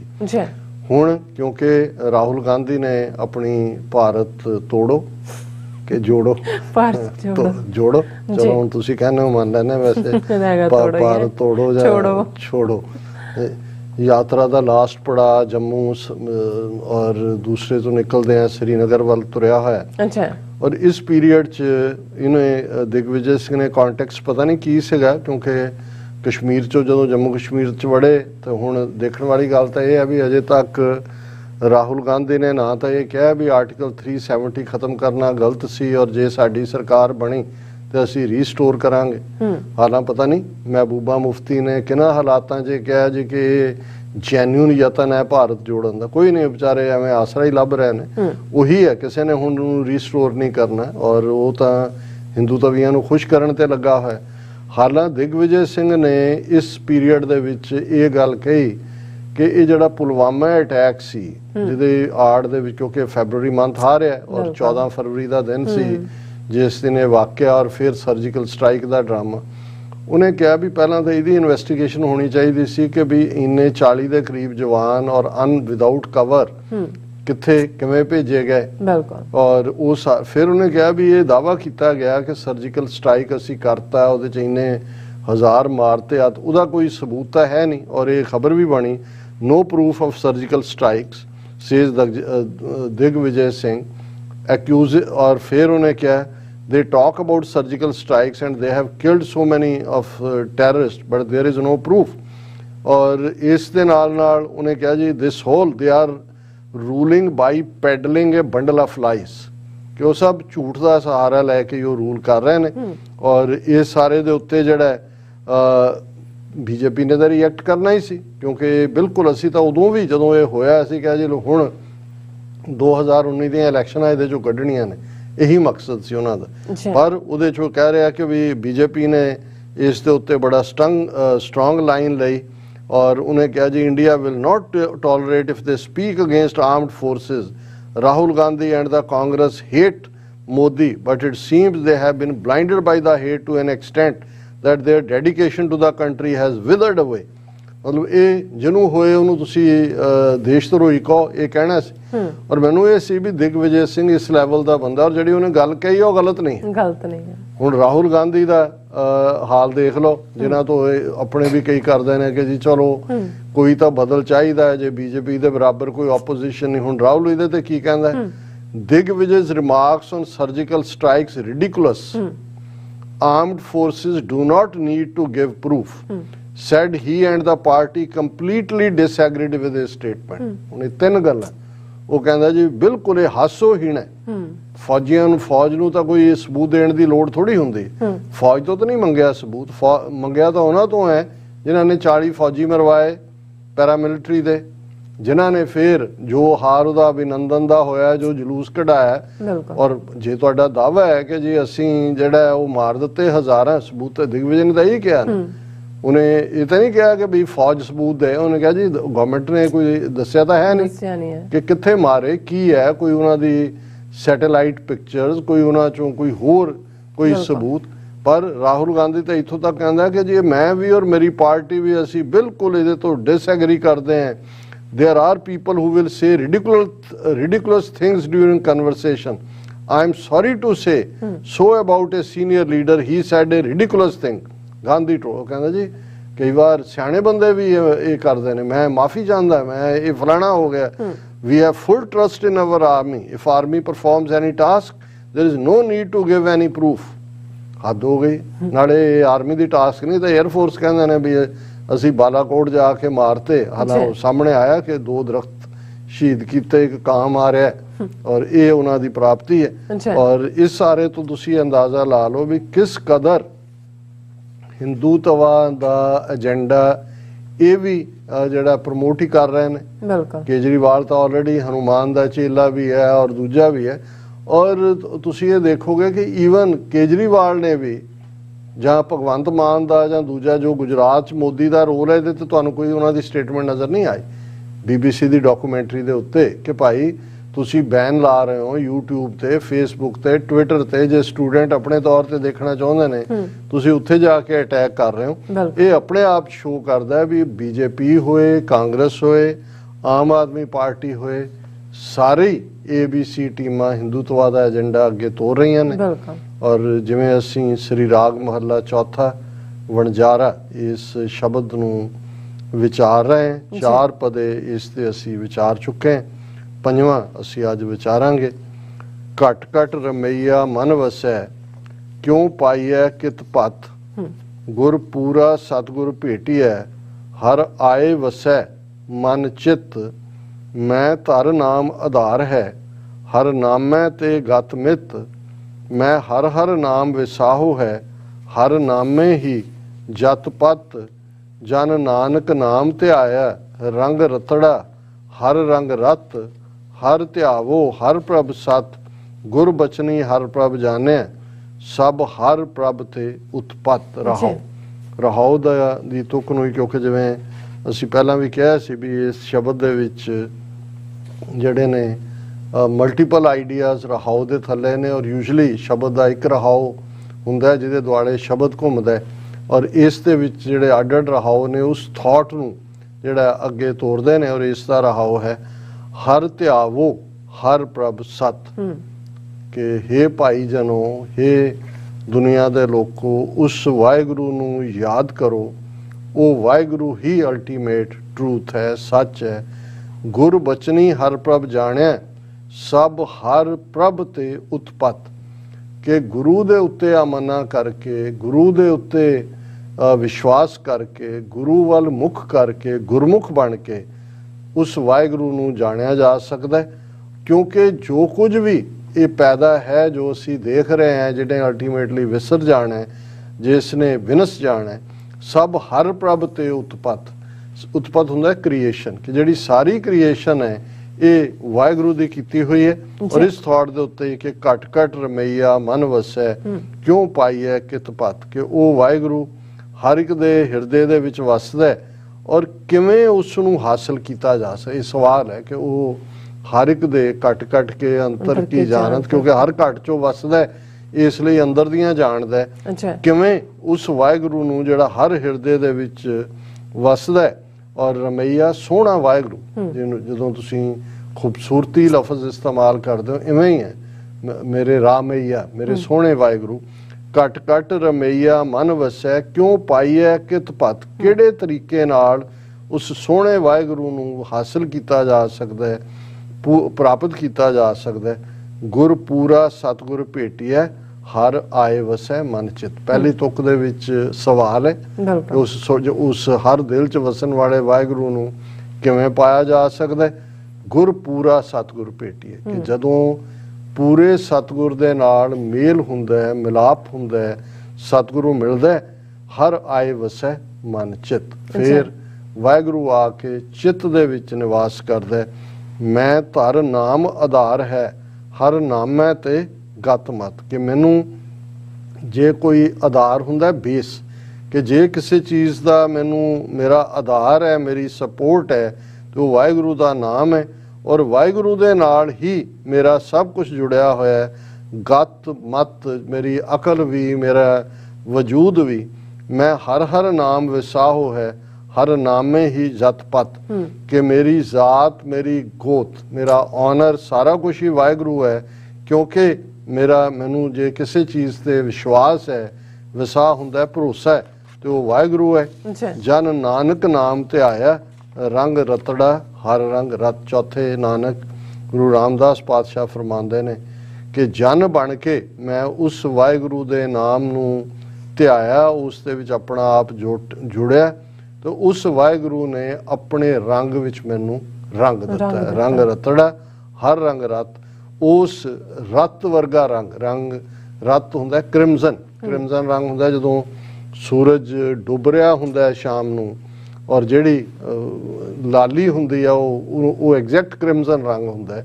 ਉਹ ਰੱਤਾ ਰੰਗ ਹੈ ਕਿ ਮੈਂ ਉਸ ਵਾਹਿਗੁਰੂ ਦੇ ਪਿਆਰ ਦੇ ਰੰਗ ਵਿੱਚ ਰੱਤਾ ਹੋਇਆ, ਔਰ ਮੈਂ ਇਹ ਵਾਹਿਗੁਰੂ ਦੇ ਵਿੱਚ ਧਿਆਨ ਜੋੜ ਕੇ ਉਸ ਦਾ ਨਾਮ ਜਪ ਕੇ ਜਿਹੜਾ ਮੈਂ ਉਸ ਦੇ ਰੰਗ ਵਿੱਚ ਰੱਤਿਆ ਗਿਆ। ਇਹ ਅੱਜ ਦਾ ਵਿਚਾਰ ਜੀ। ਡਾਕਟਰ ਸਾਹਿਬ ਤੁਹਾਡਾ ਬਹੁਤ ਬਹੁਤ ਸ਼ੁਕਰੀਆ। ਤੁਸੀਂ ਅੱਜ ਦੇ ਇਸ਼ੂ ਤੇ ਅੱਜ ਦਾ ਵਿਚਾਰ ਸਾਡੇ ਦਰਸ਼ਕਾਂ ਨਾਲ ਸਾਂਝਾ ਕੀਤਾ। ਇਸ ਵਕਤ ਨੰਬਰ ਵਿਊਅਰਸ ਕਰਨੇ ਆ ਇਜਾਜ਼ਤ। ਵਿਊਅਰਸ, ਸਾਡੇ ਪ੍ਰੋਗਰਾਮ ਦਾ ਸਮਾਂ ਇੱਥੇ ਸਮਾਪਤ ਹੁੰਦਾ ਹੈ। ਤੁਸੀਂ ਆਪਣੀ ਰਾਏ ਤੇ ਸੁਝਾਅ ਸਾਨੂੰ ਭੇਜਣਾ ਭੁੱਲਣਾ। ਸਾਡੇ ਇਸ ਪਤੇ ਤੇ sos@tv84.tv ਤੇ ਅਸੀਂ ਆਪਣਾ ਪ੍ਰੋਗਰਾਮ ਲੈ ਕੇ ਫਿਰ ਦੁਬਾਰਾ ਤੁਹਾਡੇ ਰੂਬਰੂ ਹੋਵਾਂਗੇ। ਤਦ ਤੱਕ ਲਈ ਮੈਨੂੰ ਤੇ ਆਪਣਾ ਸੁਣਾ ਗਿਆ ਤੋਂ ਦੇਖਦੇ ਰਹੋ TV84। ਬੁਲਾ ਦਿਓ ਫਤਿਹ। ਵਾਹਿਗੁਰੂ ਜੀ ਕਾ ਖਾਲਸਾ, ਵਾਹਿਗੁਰੂ ਜੀ ਕੀ ਫਤਿਹ। ਰੱਬ ਰਾਖਾ।